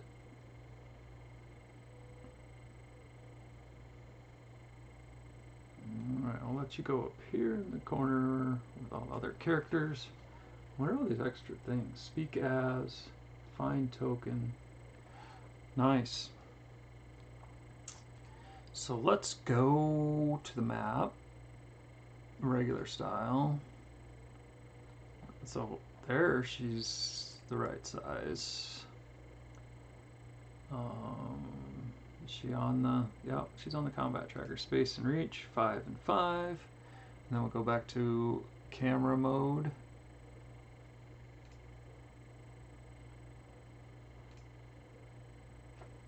And we'll just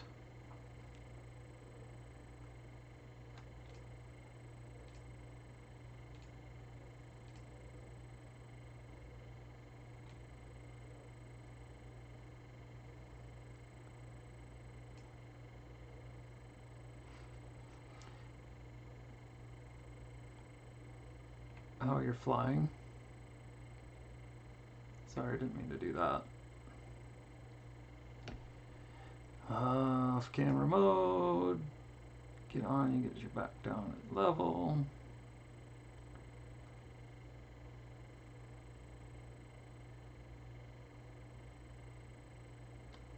Get you facing the right way. I think it's control. It's a control to make that the right size. Yeah.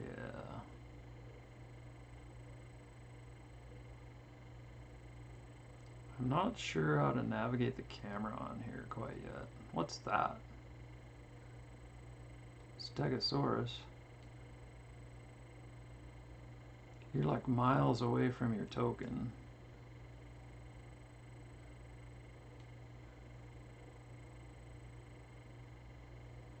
He's up here watching you guys go down in the pit of despair. I'm gonna take you off. I'm gonna put you on.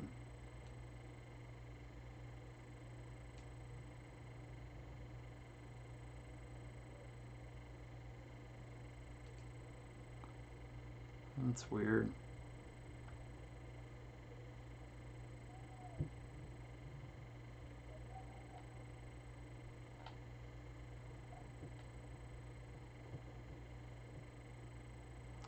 You are detached from your placement.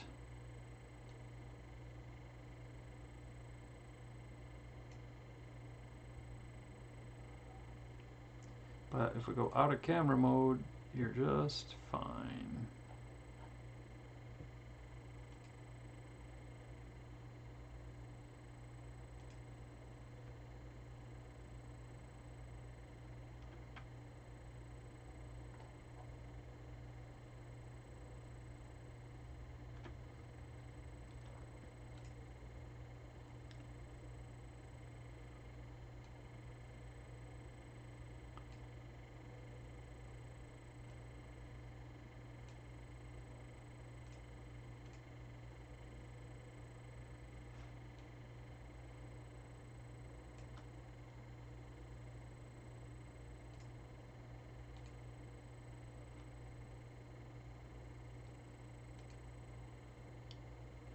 Oh, he was in the right place.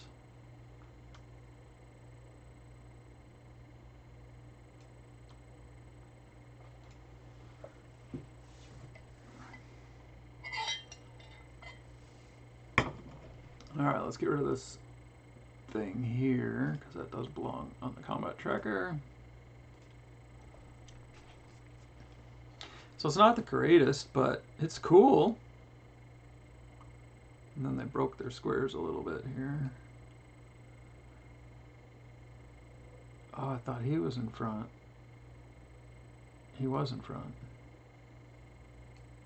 Oh, and then he ran away. Run away! Alright, fine. And those guys are there. They just went here in the trophy room. I wanted to try and put a wall on that. So if I go to drawing tool, assets. Because I have some of the art packs. Sandstone wall. I should probably just put wall. Well, there's quite a few.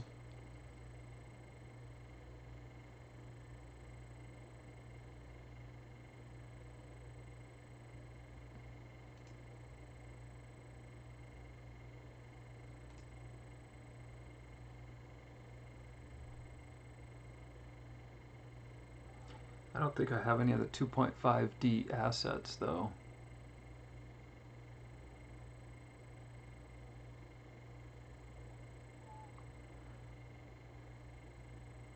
I think if I paint these, they're just gonna paint not the way I imagine.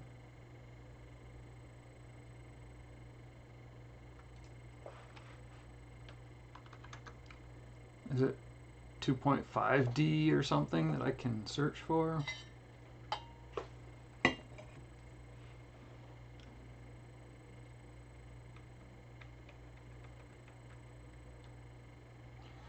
Two point five D. 2.5D.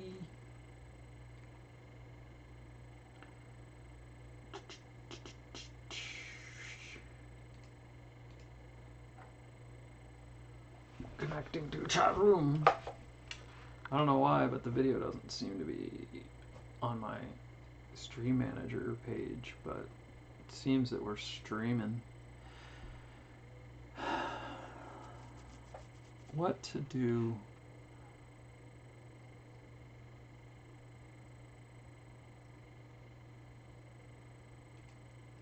Walls, walls, walls.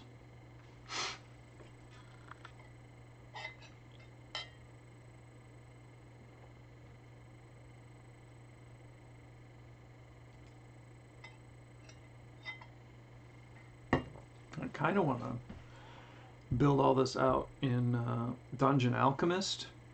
I think that would be really cool. Yeah, these are all 2.5D.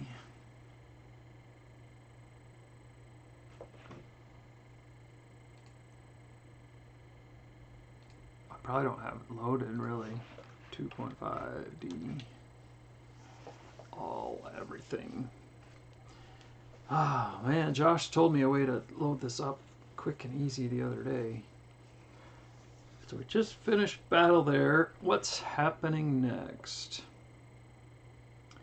I am not going to draw anything. So I'm going to go back to play mode, get rid of these images. Let me see what exactly you're seeing. Okay. So they're in here. They searched this up. They came through these rooms. This was a sweet big trap. That was cool. And we were in here. There are no secret doors. They're going to go here next. The Chamber of Reflection. A massive mirror stretches across the southern, flanked by two statues.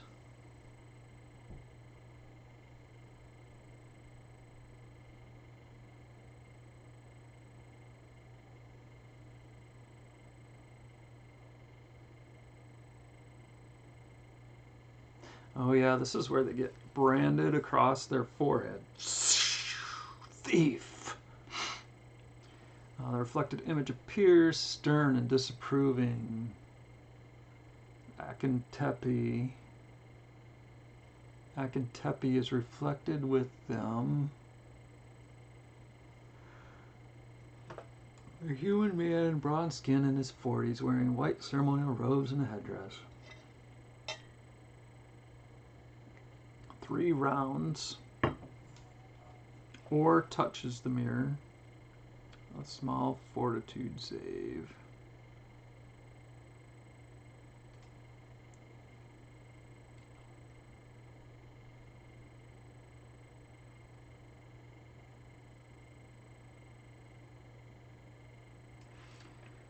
Make that bold.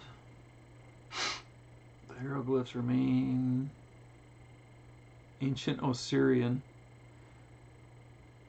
remain on their forehead. Feel free to play out the ramifications. That's an awesome trap. Characters who seek to identify the statues can attempt a knowledge religion check. 10 or higher to identify the pharasma. Knowledge religion. While the result of 20 higher identifies the western statue as Anubis, Syrian god of burials and tombs.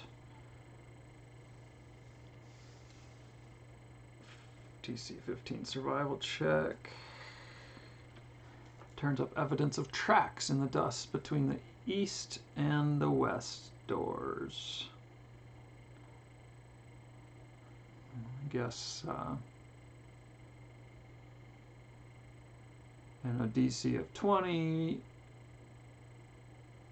identifies vermin. Okay. So kind of a boring place, except for that big mirror. Don't stare at it too long, especially with that guy looming over your shoulder. So if they go this way, the pillars of this rectangular chamber are interspersed with stone jackal heads extending from the walls. A stone altar covered in a layer of dust sits at the eastern end of the room. To the west side, did somebody show up? That just flashed. My combat tracker flashed.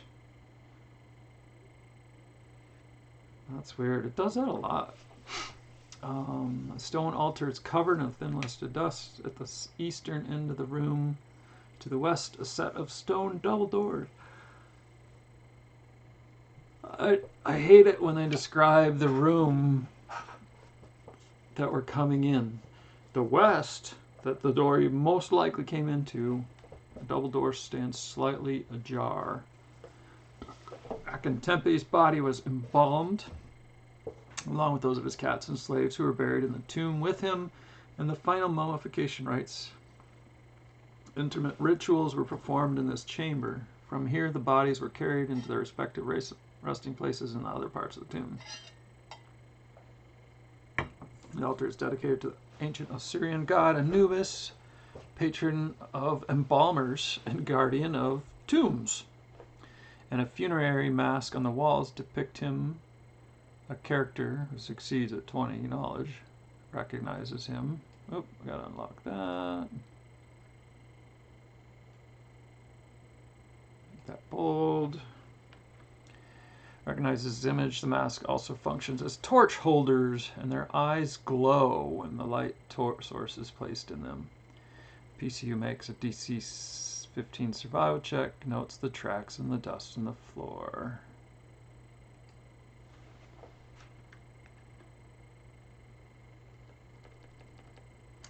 Make that bold. Finds tracks and dust on the floor similar to those in A9. This is A10. Creatures, giant solifugids. Solifugids.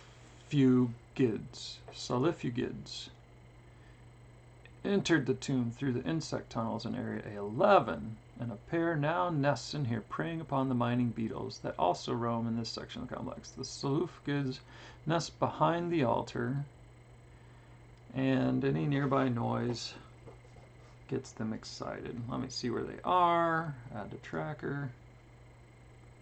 Yep, right there behind the altar. Sounds good. I wonder what they can see. Huh. Seems like they need to be more in it. Oh, but then they can be seen.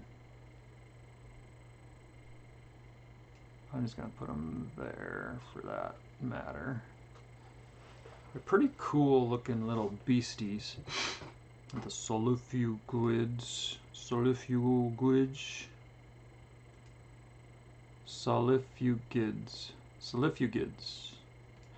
Alright, let's see what they do. This is level 1.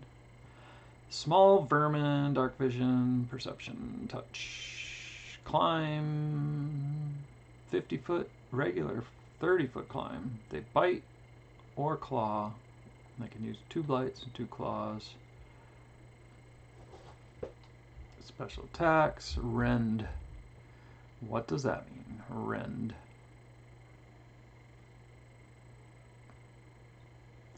That used to be on this page for one of the later updates. Rend. I guess that's the 2 claws attacking together. Spells, nope. Notes. Camel spiders, wind scorpions, or sun spiders, despite the fact that they are neither spiders nor scorpions, but rather their own unique species. They have large pedipalps near their heads, used to grab and hold prey while they feed on them with their twin set of vertically aligned mandibles. When hunting in groups, they prefer to attack targets already grappled by other solifugids. The various species of enormous solifugids generally have 8 legs, although the front 2 appendages are large enough that they can be easily mistaken for an additional pair of legs. Some species, like the albino solifugid, have fewer legs, but all are aggressive vermin. So it doesn't tell me what rend is. It doesn't tell me what book they're from. It doesn't give me a picture. Is there a book reference down here? Nope. Up there? Nope. Solifugid. Solifugid.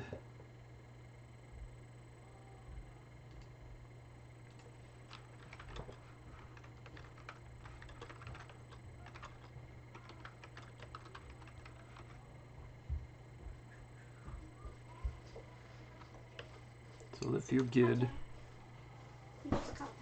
You just got back? Uh-huh. Where have you been? We went to Global Village and Namaste. You did? Well, I'm live streaming. You are? I am. Oh. Doing my game prep. You bought chopsticks. Yeah, because my old one of the half, it's broken on. Broke part of off? it, If you get closer, I can see you better. Oh, I didn't shift my... There we go. What's on there? It's little koi fish. Oh, fancy. Did you spend all your money or part of it? Part of it. Okay. So I also got some sage. Mmm. A little mushroom. A Little amethyst, stone mushroom. mushroom. For Elena, I got her Oh. this rose quartz mushroom. because Mom said she'll bring Nice. some roast quartz. A little late Christmas with some of our out-of-home kids. This is Moonstone.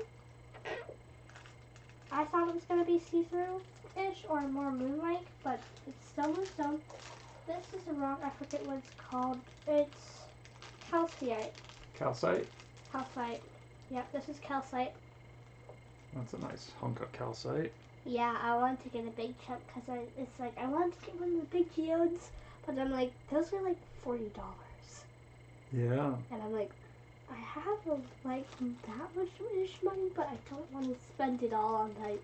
That's why we do the house. save and the spend and the give. So you could save up $5 every month for a while, and then you would get there eventually and be like, Yeah. I'm ready. This was just $6. This was about $9. I think this was 10, 5, $2.50. Did your brother go with you? And 6. No, Spencer stayed here. He had to finish cleaning his room. Gotcha. Me and Mom. Cool. I'm gonna keep getting ready for my game. I was wondering if you possibly could order pizza or already did, because it's getting late. It's getting late. And I'm very, very, very, very hungry. You were hungry. Was that yesterday or 2 days ago? I don't know, but nowadays I'm getting very hungry around dinner time. Oh, not being no. hungry earlier in the day. You know what that means? What? You're gonna grow again. Yeah. Yep. So And here comes the spy. Pizza maybe. Please. I don't know. What's Mom making? You're live on Twitch, honey. Oh, hello. All right. So, it's in Bestiary 2. So if I go here and I open that book, we can see more about him. Pizza? Where are my books? Home? Man, this is acting weird. Let me transition you over here. There we go. Start. There we go. Bestiary 2. Nope. Let's open file. Bestiary 2. You know, I paid Paizo for all of these things because Paizo's good. I just noticed something. Let me share this with you. Oh, it's referenced in the module I'm working on. It's a CR1 creature of the Vermintide. They entered the tomb. Oh. Not only... So, I'll show you two things. First of all, I told Claude to make a project, and inside this project is the module I'm playing, the player's guide, and the maps. And that's 79% of my capacity of knowledge, but you just saw it here that Claude, UI is AI. AI is using this information. And now, if I go to BCR 253, I should be able to see more about it. Rend. Special attack. Rend. Variants of them. Rend isn't described very well here either. I'm guessing the Rend just gives it the 2 attacks. Special attacks. Rend.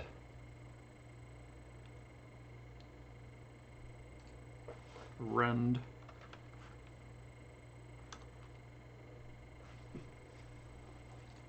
Rend, Rend, Rend.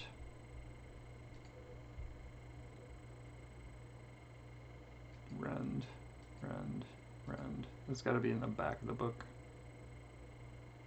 Whoa, he's freaky. Wendigo.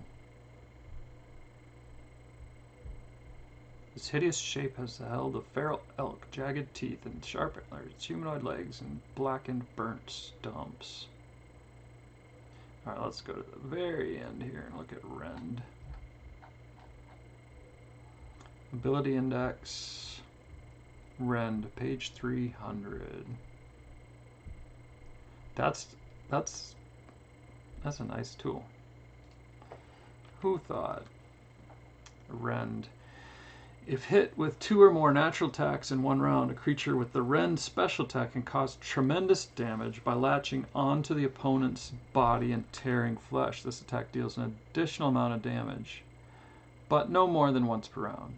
The type of attack that must hit and the additional damage are included in the creature's description. The additional damage is usually equal to the damage caused by one of the attacks plus 1.5 times the strength bonus. Format 2 claws, 1d8 plus 9. Rend 2 claws, 1d8 plus 9.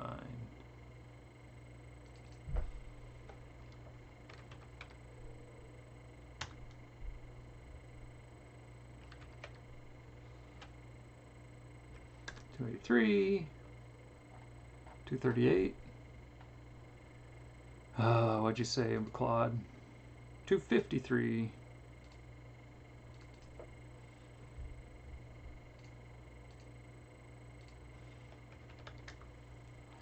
Rend.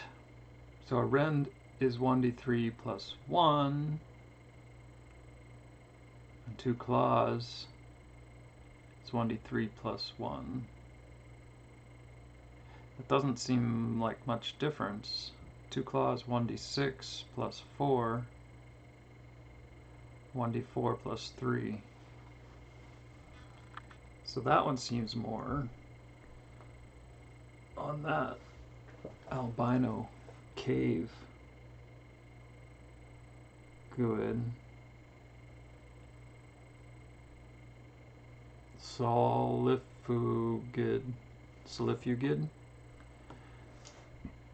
Alright. That's good. Menu, get these off of my combat tractor. Oh yeah, that's okay. Delete from tracker. Non-friendly. Okay.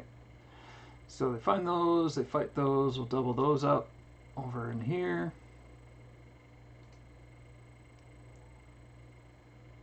And that'll add some experience points, and then they come down here. Head down these stairs, going deeper and deeper into the scariness. Gradually descends west down this passage. Halfway down the stairs, holes are burrowed in the tunnels, riddled with what remains of the passage's southern wall. The earth and sand have spilled over the collapsed masonry, covering the stairs in dirt and rubble. The stone door is engraved with the golden scarab. Its wings open beneath a golden sun, stand at either end of the stairs. One of the eastern doors is slightly ajar. You just came in through the eastern door. Mining beetles. I'm just... Bam.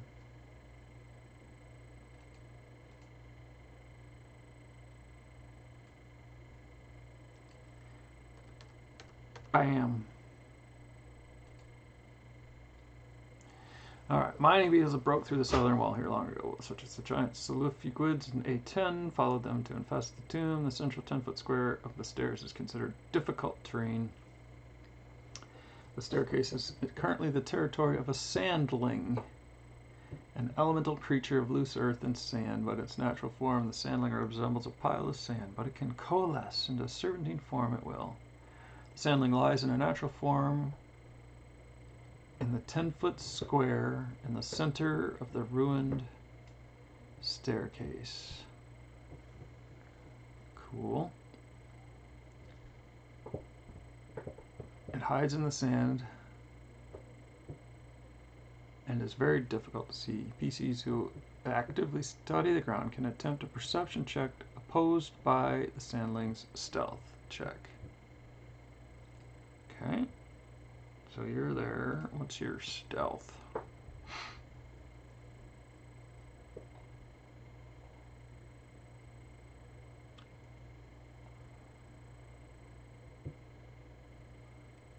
Stealth. +7 in earth or sand.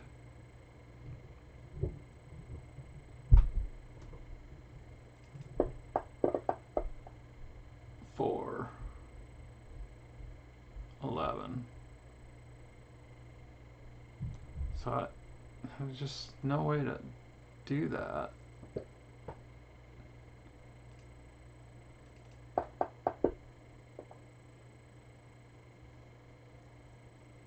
So that's +4, but not the +3 to make the 7.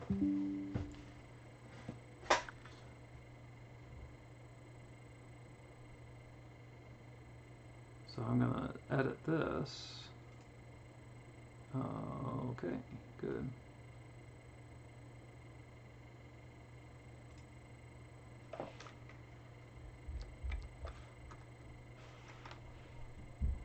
Let's try that.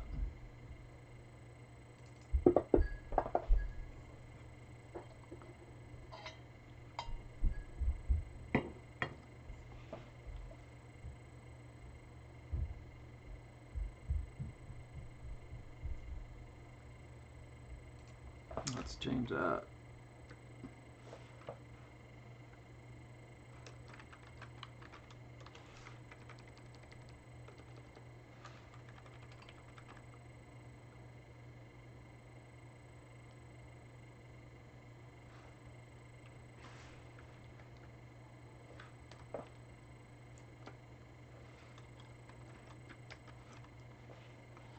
Will that work?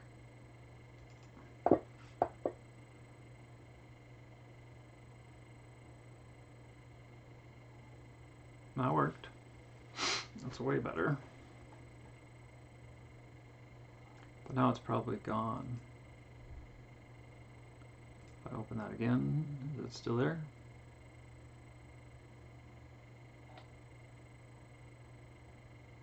Ah, it's saved. Alright. Identify. Power attack, knowledge, planes, perception, stealth. They're good at that. Attack, bite, +5. Full attack, bite, +5.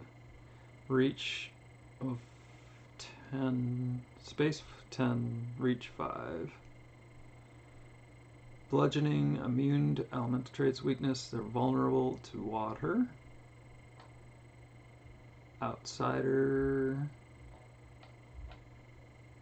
No spells. For every 2 gallons of water hit it, it is slowed.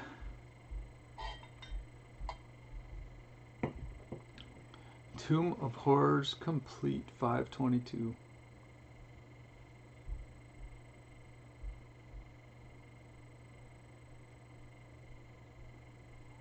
No images, huh? Sandling. Tomb of Horrors complete. I don't have that book. Alright.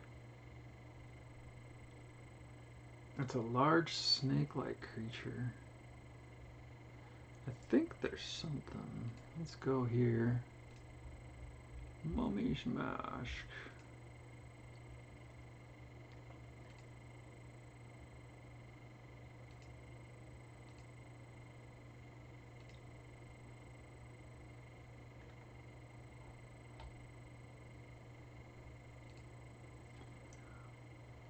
There we go.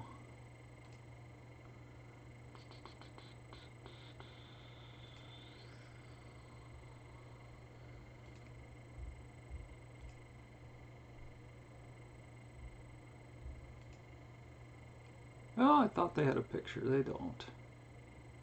It's a sandling. Tomb of Horrors complete. 522. Mining beetle. He looks cool. He looks large. Mining beetles.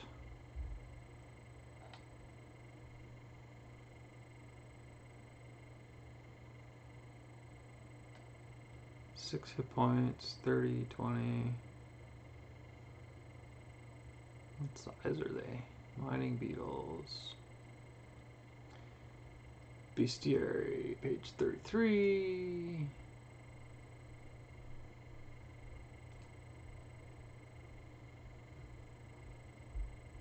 Adventures, books, Pathfinder. No, no, no, no,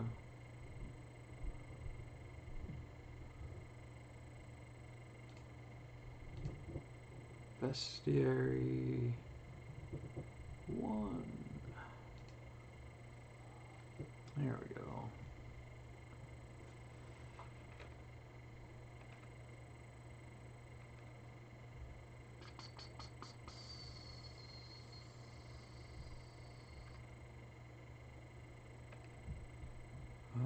Mummy's Mask. Bestiary 33 and 294.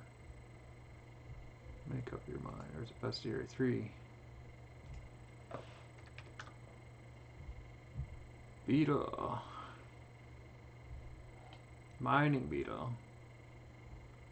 Advanced Fire Beetle with advanced simple template and burrowing speed of 20 feet. And they are size small, so I can fit a couple of them in a square. What exactly is that in Pathfinder 1? Combat, fit,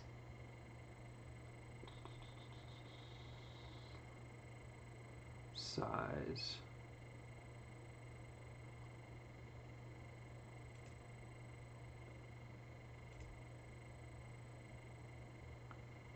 Size. There we go.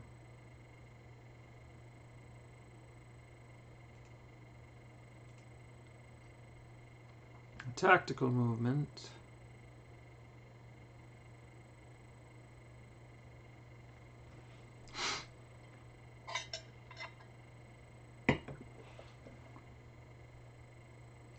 Tactical speed.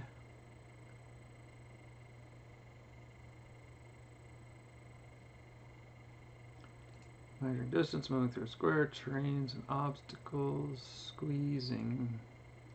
That's kind of what I'm looking at. Big, there we go.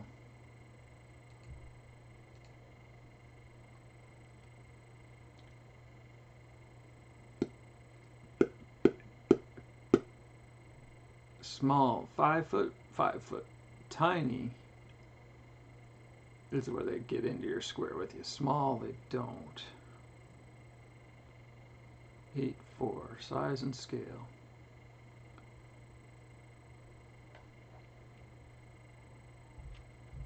Creatures smaller than small or larger than medium have special rules. Very small creatures take up less than a square. This means that more than one can fit in a single square. A tiny can fit 4 in a square.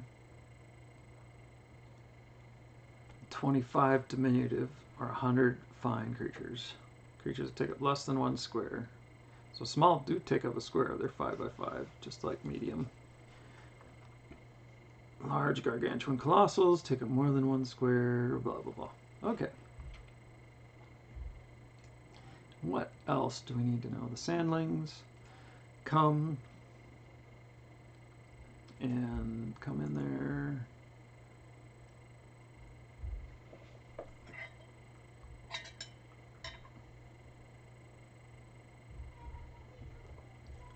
He flees into the earth if he's reduced to 4 hit points.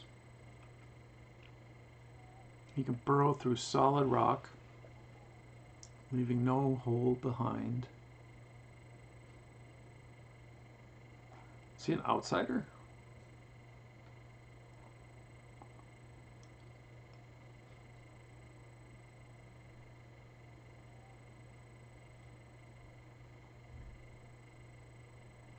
Surprise. I always get surprise confused. Combat round initiative surprise. Let's read that quick. When a combat starts, if you are not aware of your opponents and they are aware of you, you're surprised. Sometimes all the combatants on a side are aware of their opponents, sometimes none are. Sometimes only one of them are. Some of them are. Sometimes a few are, and blah, blah, blah.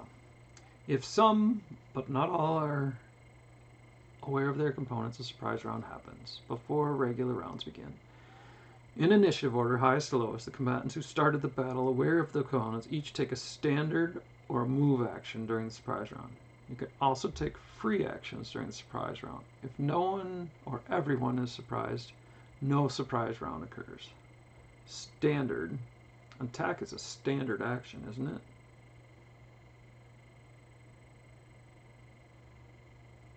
Actions in combat. Action types.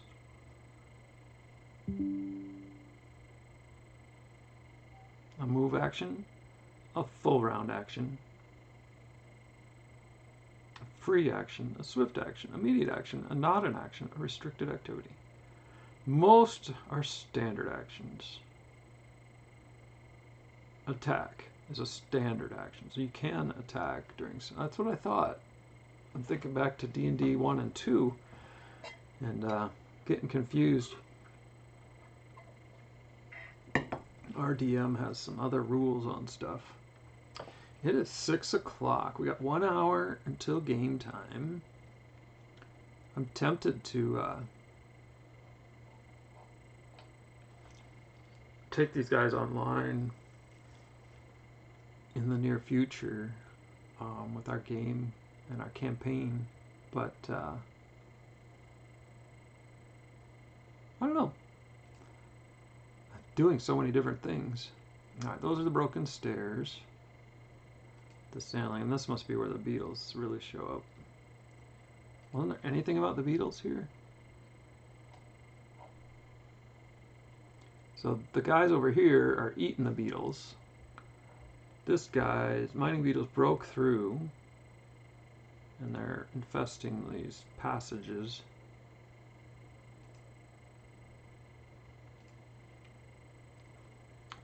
And then they come to these doors, which are not locked. I wonder if I can I set the doors to not open?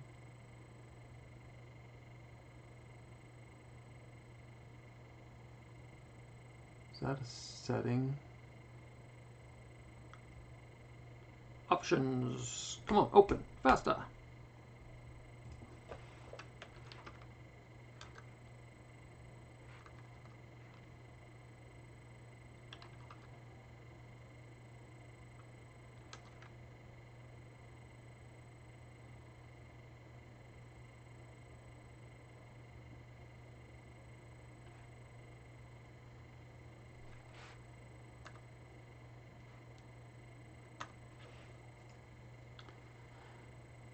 Alright.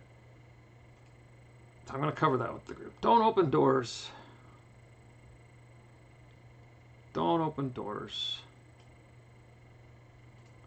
without communicating with the party and the BSDM. The Soul's Crossing. A tapestry hung from the south wall of this chamber depicts an otherworldly vista where the souls of the dead are shepherded. An ethereal river ambling through the space toward the landscape dominated by an impossibly tall spire. Columns sculpted of the shape of Osirian warriors wielding kopeshes stand in all four corners of the room. The floor is tiled in a white spiral pattern on a black background, and the spiral pattern is repeated on the stone double doors to the north, east, and west. Let's change that to north and west.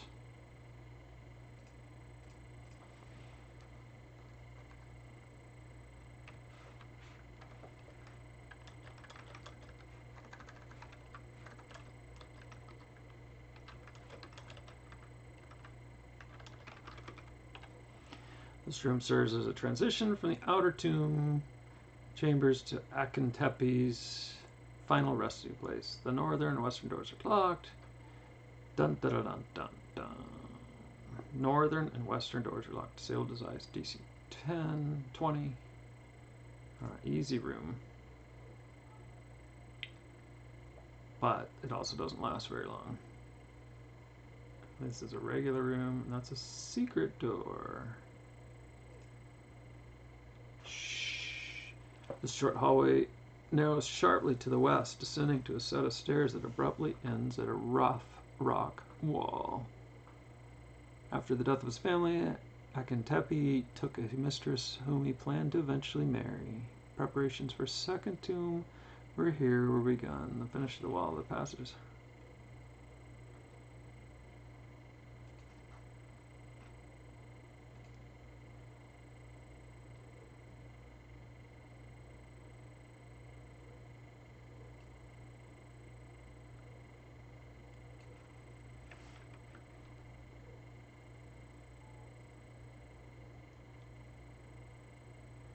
DC 20 perception to see the secret door.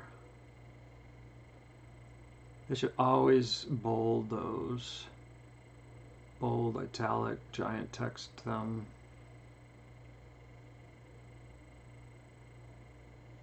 Two mining beetles. Here we have a picture of a mining beetle. That's that same picture that we saw there. I like how Pathfinder plugs the images in everywhere, and Fantasy Grounds has done the same by including them. I'm gonna sneeze. Oh, bless me. A little bit of fighting, a little bit of biting. Kind of boring. Intelligence 4. No special attacks or anything, huh? Luminescence.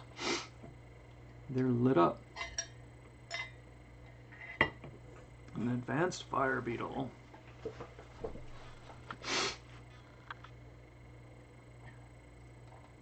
Okay, that looks good. I would count on them not finding the secret door.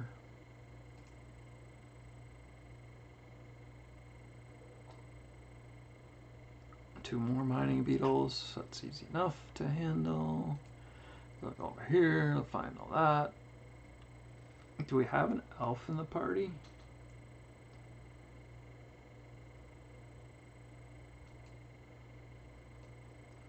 Let's see here. Oh, this doesn't have race on it.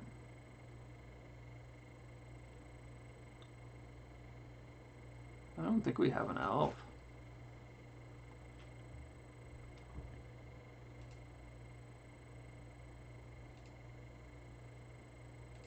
I click 3 times for that to open. Dark vision, low light vision, dark vision.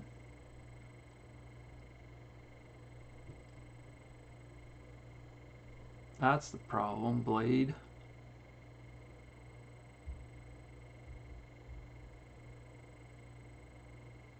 Who's got low light vision?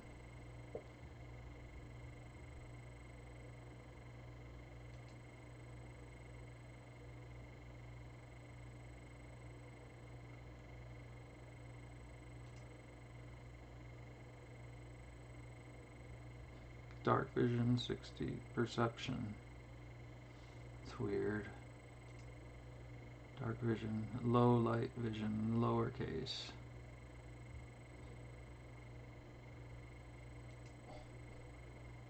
Lishka.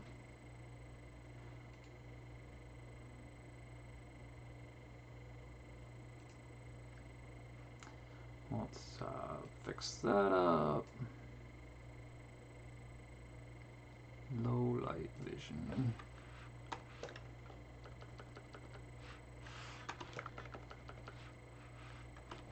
Low light vision for her. That change it over there. Yep, I love when things work. And blade.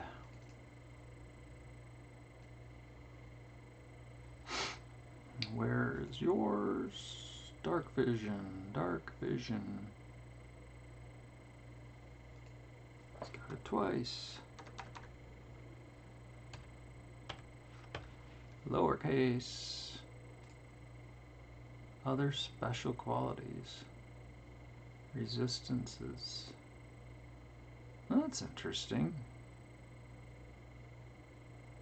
I don't remember seeing that before. And that's really cool for level 1. That's huge. Alright. That should tidy things up for that. Let me click out of that and click into here. Let's check on the combat tracker. Oh, there he is. I wonder if it's working now. Okay, let's put this away. Put all your pieces away. You know, I love how it saves your window positions, except when I don't have it put out on full screen all the way. So player,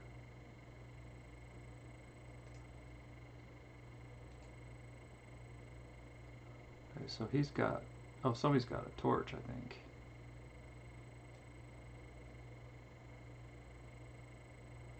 Okay, now he's got dark vision functioning, because that's colored.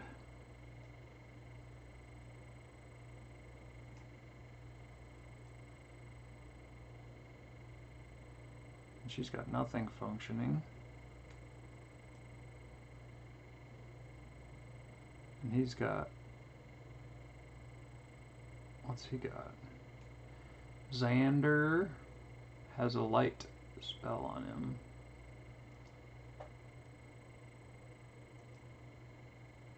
Streaka's got dark vision.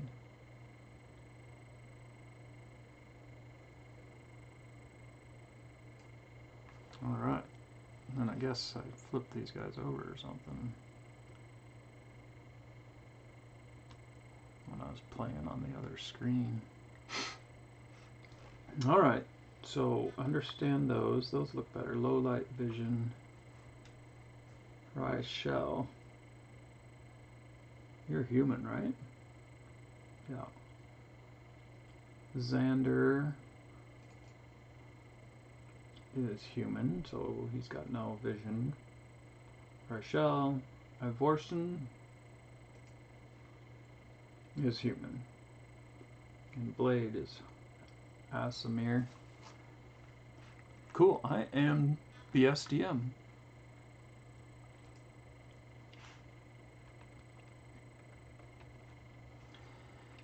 And where are we at? I think we're going these lock doors. Those lock doors. Yeah, the party needs to go with you at your pace. Does it say something about the stairs to the north? No. Okay. And that will lead us up to here. So who's...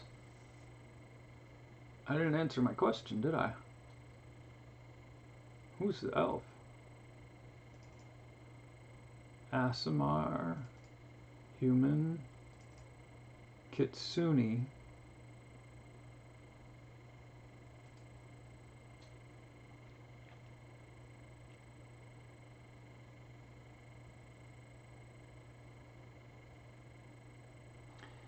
society, relations, alignment, adventures, keenly interested in adding their names to myths and legends of Exorbitant. Yeah, so these racial traits, plus, plus, minus, where these racial traits, plus, plus, with no minuses.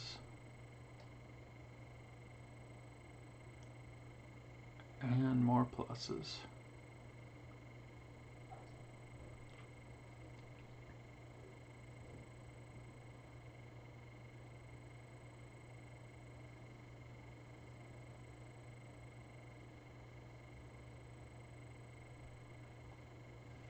I don't know where that balances out, but I'm tempted to pick this race next time I play. It seems pretty helpful, really. Asimar. Where is this from? Is this from the work my colleagues did? I think so.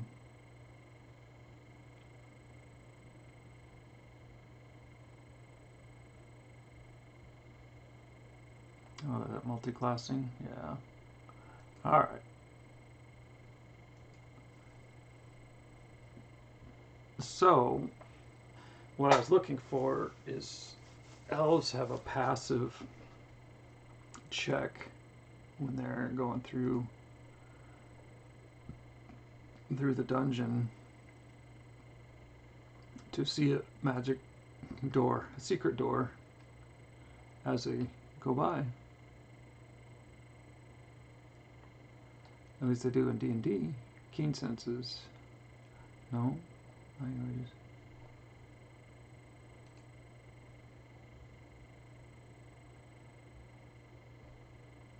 It's a weird rule because it's like the DM has to remember it and stuff, so maybe they dropped it from Pathfinder, which I wouldn't put it past them. It's Pathfinder's always claimed to be better. Oh, I forgot to show you that other thing that inspired me. At the beginning of these books, I don't know if it's in this one. Oh yeah, it's in this one. Is this credit page. This game is dedicated to Gary Gygax and Dave Arneson, based on the original role-playing game rules, inspired by the third edition of the game by Monty and John and Skip and Rich and Peter. But yeah, Gary Gygax holds a place in my heart. Alright, so getting into this, oh, there's a secret door over there. I like kind of the, what's that look like? If we go to the walls. Oh, it's like just a big old, it's a dotted line. A big old dotted line. Oh, and they even got a section of the stairs that are difficult to see in too. Alright, that's cool. So here, the false barrier chamber. The center of this large octagonal room is a raised square platform a few inches above the floor with a stone pillar at each corner. A gold-trimmed sarcophagus sits in the center of the platform, flanked by two statues of humanoid beings with canine heads, each of which holds an ankh in one of its crossed arms. Stone double doors exit the room to the north, and where you entered from the south.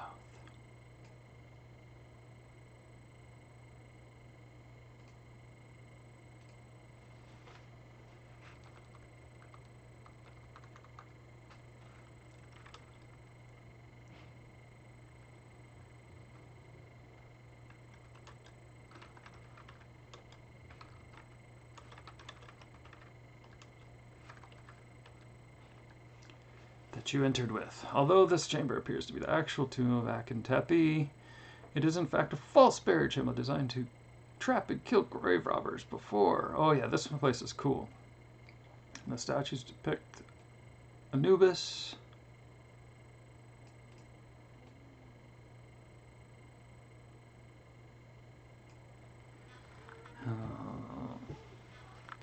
the statues depict the ancient Assyrian god Anubis, which characters recognize. The northern doors appear to be stuck closed, and opening them automatically triggers the room's trap. The secret doors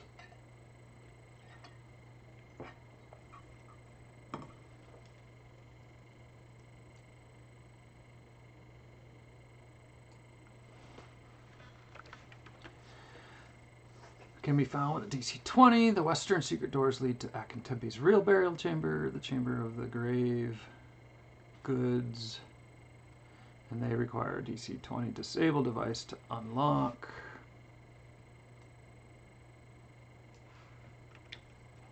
The eastern secret doors are unlocked. The Sarcophagus on the center of the platform is an animated object programmed to activate once the room's trap is triggered. See trap below. The sarcophagus also animates if anyone attempts to open it, whether or not the trap has been triggered. The purpose of the sarcophagus is to kill or occupy thieves as they struggle to escape the trap. It attempts to bite, swallow, and suffocate its closest opponent while attacking other intruders with its slam. The sarcophagus fights until destroyed. Death trap and false sarcophagus. Sounds like a mimic. Hey, spoiler alert. You guys better not be watching this for my campaign. You better not be watching this. I'm telling you. I'm telling you. You better not be watching this. Hey. Scarlet Watch.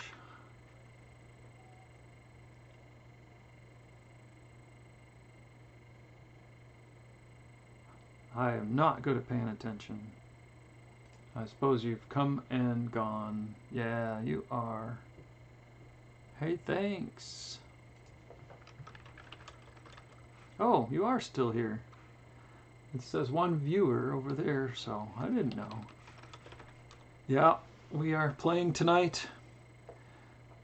This room's cool when they trigger this trap. Well, the false burial, I wanted to see what that was. I think it's a mimic. Weakness, vulnerability to cold, construction points. No spells. Brittle. It sounds like a mimic. I think it has a special attack. Grab, swallow whole, so it'll hold them and retain them. But once they trigger the trap, they get to, the room starts filling up with water. Just pouring in here. Now, the architects of Akentempe's tomb built this chamber as a death trap. The trap is triggered when a creature steps on the platform in the center of the room, or in the 5 by 10 foot step in front of the western secret doors down here. The architects did install a bypass which would deactivate the trap, which is in the torch holder to the southwest wall of the room. Located in the switch requires a DC. I wish they would always bold these.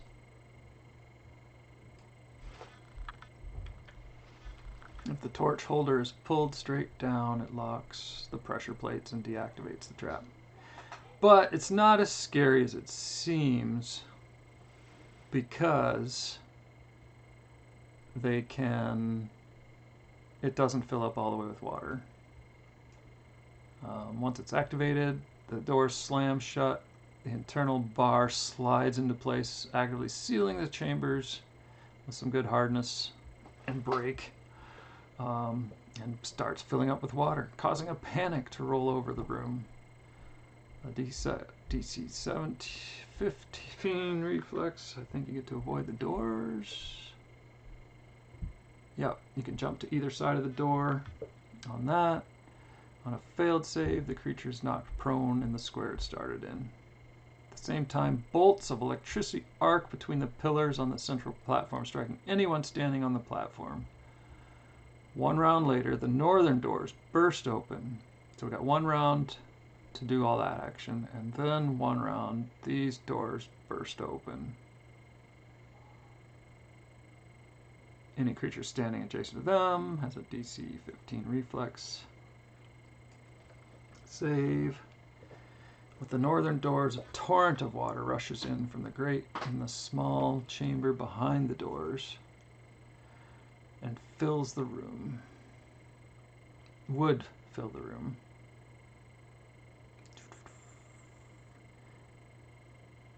The trap was designed so the water will come in. Fortunately, the trap has never been triggered before, and over 2,000 years it has developed some serious malfunction.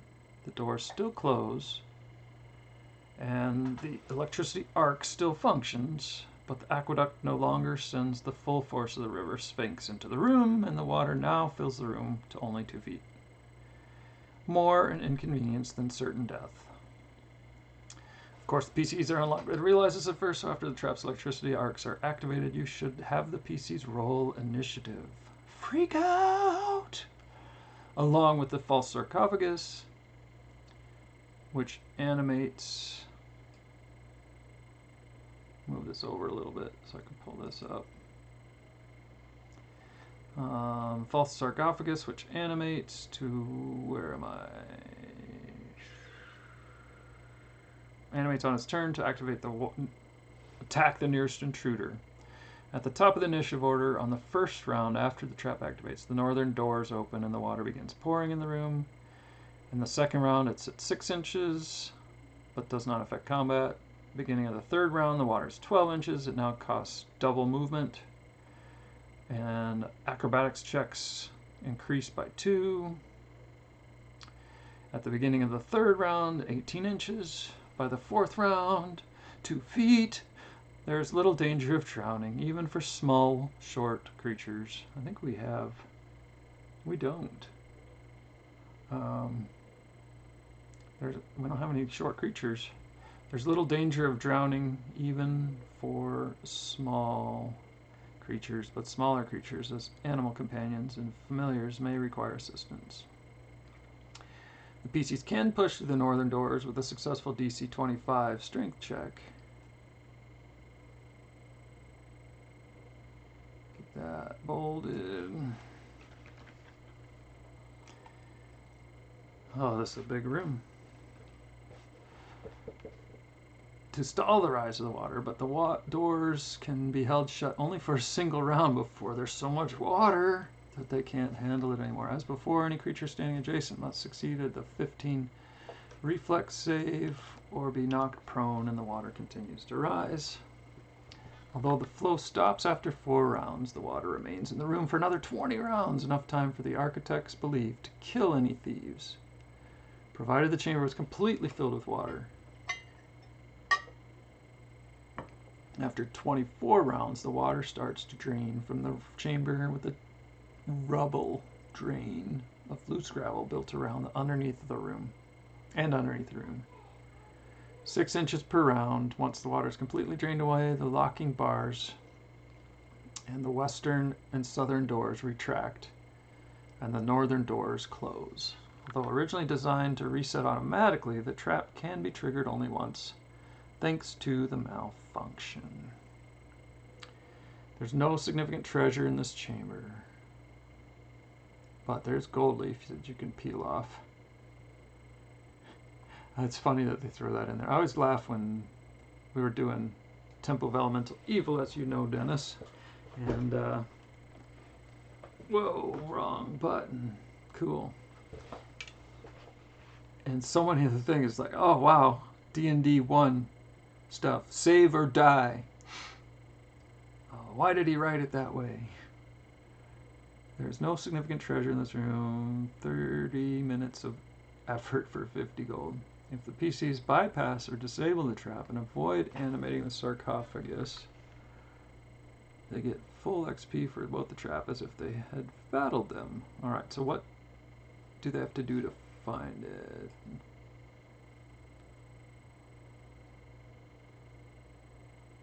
Secret doors.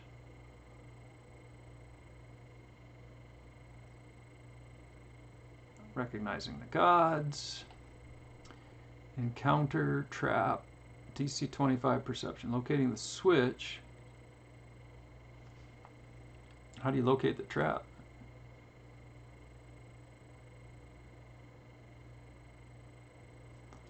I guess I'll do a DC 25 trap detection on that.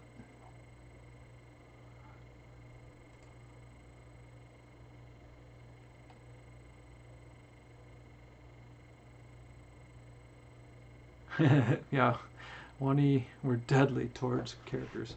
I haven't bought any of the 1E stuff from Fantasy Grounds yet, but they keep putting it on sale. It's tempting, but 3.5 has been so good, and I'm looking at, well, we're doing Pathfinder now, and I'm looking at doing 5E and Pathfinder 2 a little bit, but the party, we finished our last adventure. I'm like, do you want me to make up stuff and send you to the outer planes and around at level 15, or do you want to start something new? And I gave him a 5e choice, a couple of 1e choices, and a 2e as an option, and I didn't have choices. It's like something. So that's where we went with that. So I think finding this trap isn't really defined here very well. Locating the switch to turn it off. Oh, here we go. The architects did install bypass. No. Creature. Disable the, unlock the doors. Knowledge religion. Yep. Alright. So, they won't find that. They'll find that. Looks like it goes to a fence. Then they can find this to get to the real good stuff. This might be as far as we get tonight. We play 4-hour session. We've got 1, 2, 3, 4, 5, 6, 7 characters. Hey, you want to see something neat? Let me see if I can show this to you. I can show you. You're going to be jealous, so don't feel bad.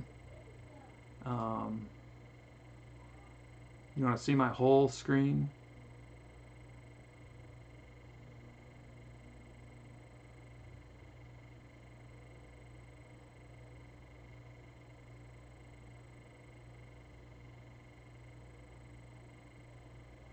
Here we go.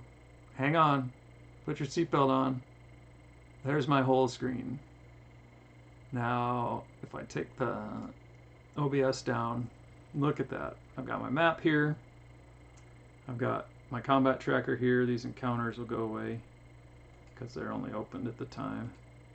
I've got my thing here, my dice here. Here I got all my characters stacked up, my player sheet. I got my effects, my modifiers. This is a cool new plugin I just started using called Requested Roles. So I can pick somebody and ask for them to do a certain role, and I can set the DC and it'll request it. I can tell them, is it in the tower or not? Requested roles is really cool. And then my calendar, that's where I keep all my notes. We just started. This is our session 2 really tonight. So, and then over here I keep my books in the middle. I was trying, you talked about it the other day of doing the story versus the book, and I started looking at the books a bunch and keeping those open here. I moved these items down because I was playing with the camera view and the tables, but I had these up. I had a pretty good arrangement here so you can switch between things. Images, this, that, and the other thing. Whoa, I clicked on something. But you can get to all the pieces by grabbing the corners. Oh, the Grand Mausoleum. I try to close all the stories and run them from the middle when I run it, but that's my glorious, glorious overspread system. It's one monitor. It's a 49-inch Samsung thing. I got it on Black Friday 3 years ago for $750, and I haven't seen $750 for it until this year again, and now it's $750 again, which is, yeah, it's had some glitches lately, so I'm like nervous. I don't have it in my budget to do that again. I don't. All right, I should probably wrap up. Let me see here. Oh, I got 2 rooms left. I need to read those quickly before I wrap up. This room, the Chamber of Grave Goods. So here's the treasure hall, if they find it. So the adventure here is the city died from a plague like 2,000, 3,000 years ago, and they built a wall around it, and it's like a preserved memorial to those that all died in there. But then the city outside of there came back to life and filled up, And the government of Osiren has been allowing grave people to hunt graves as long as they don't touch the bodies. The government doesn't believe that the bodies need their items. Some of the faiths and pantheon do, but this area's been closed until now, and they just opened it up, and they had a drawing to see what places the party gets to check out and explore. So they're allowed to take anything, but they can't disrupt the tombs and the bodies, basically the actual burial spots for the bodies and stuff. So they are allowed to take anything out, treasure and whatnot, and take that, and that's their payment for being in the thing. So we got chests and stuff in here. Magic trap and placed on the door to get to his resting place. Touching or attempting to open the door activates the trap, which summons a swarm. Once again, they don't show. Oh, here it is. That's the secret door, not the trap. Once again, they don't tell us how to spot the trap. I guess it's a standard rule, right? Sure.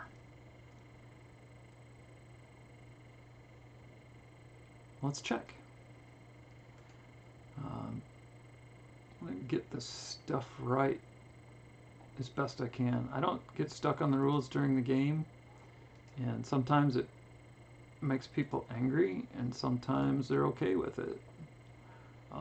My main goal is to have it flow, have a story flow, and have kind of a balance of heroes through the story, and be able to have a good time together. Disarm a trap, sabotage, disarm. I think it's perception. See a trap.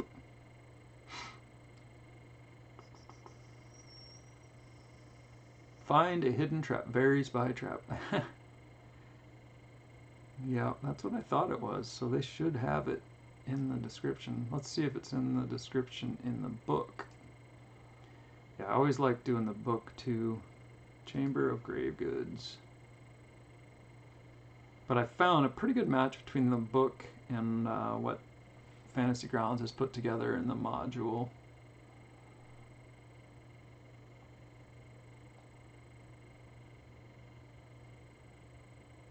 Locate is true burial chamber. Trap has been placed upon the secret door. So magic, they could detect magic. Touching or attempting to open the door activates the trap, which summons flesh-eating cockroaches. From Bestiary 2, treasure. None of the chests and box are locked. Yeah, so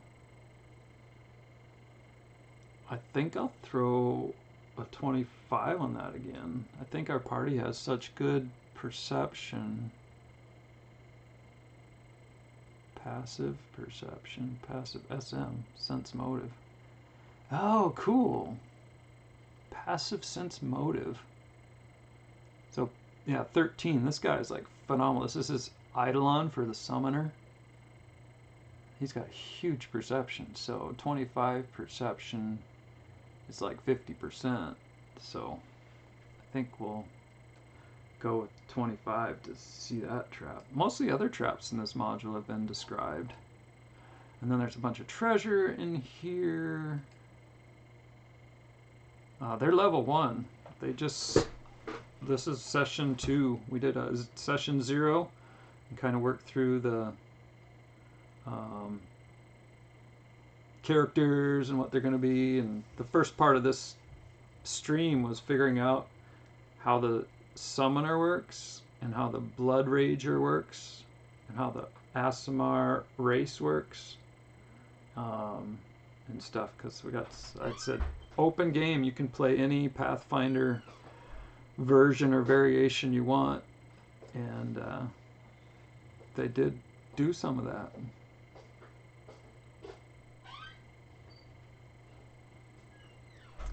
Alright, none of the chests are locked. The items within them are personal. Let's check it out. Holy symbols, bows, a wax sealed urn. Sounds cool. What's that? Nard. Expensive. Guess it's a perfume of something. I like what they've done with the items with actually having pictures on them. I don't like trying to fill up all the pictures, but it's kind of cool to have them. Yeah, would you go lower than 25? I was thinking 20, but it's not a very deadly trap in this case here because the water only fills up to 2 feet. I gotta do something with my screens. I think I can do the second computer over here for my streaming, but I don't want to change the size of my fantasy grounds because it'll throw off all my windows and everything. Sometimes I open it in a smaller window and it jacks everything up really bad. Alright, that looks good. And we're gonna, I think that was my wife coming to say dinner time before game time. We'll check this room out quick. Sarcophagus, encounter, treasure, an iron cobra. CR2, sounds simple enough. And I think I'm not even using XP in here. I'm going with the, you just,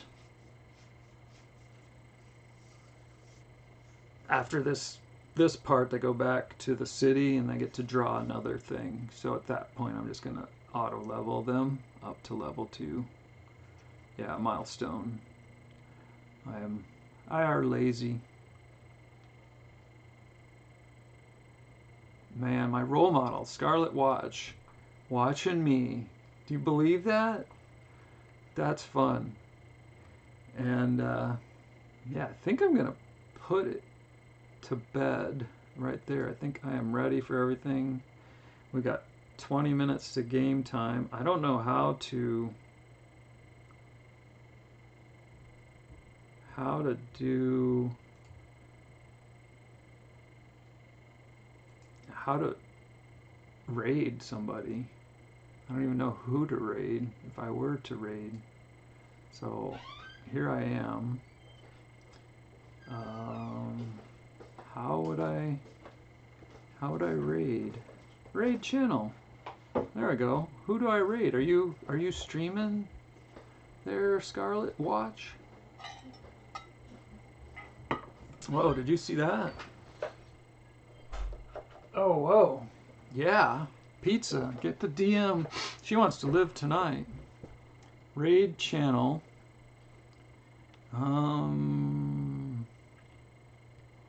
Okay, so it gives you some choices. Let's see. Do I have my other window? Everybody makes this look so easy. Let's just go to twitch.tv and see who I watch. And they're all offline. And then some recommendations. Captain Ro. I've tried to watch him a little bit. He was fun. Let's go back to the recommendations. And search Fantasy Grounds. Just me. Pathfinder.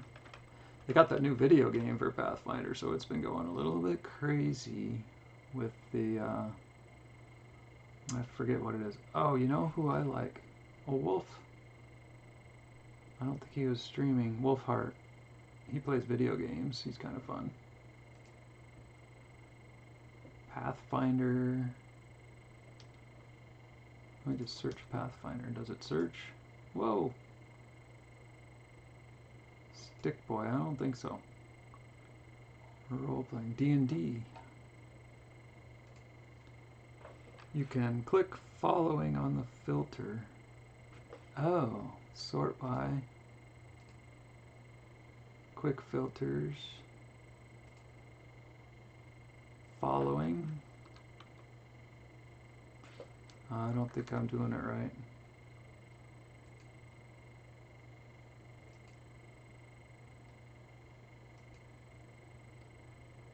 Sort by for you, uptime, following.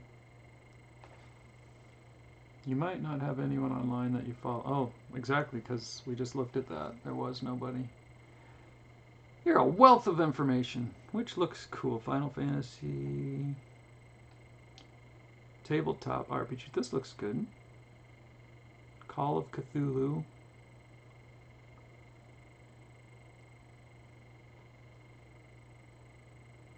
Info Junkie. Oh, I had to give permission for that. Added permitted term junkie. Uh-oh. I'm so naive. Some of this stuff doesn't make sense. Tabletop RPGs. We're going to hit these guys, I think.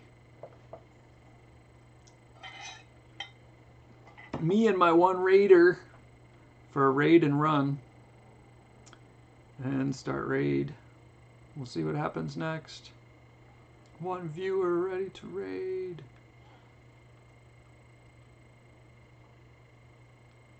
Here we go.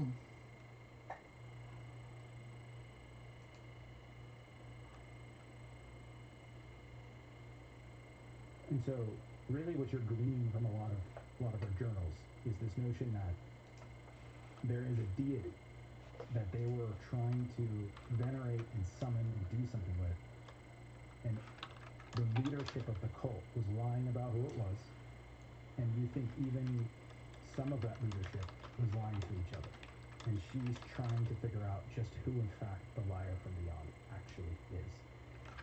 And the main reason why she's doing this is because you get the sense that it's of true, like, cosmological importance that when you approach a deity of this type and you try to venerate them, whatever it is you want to do, you need to do so in the right way. Because if you do it in the wrong way, if you worship them in the wrong way, if you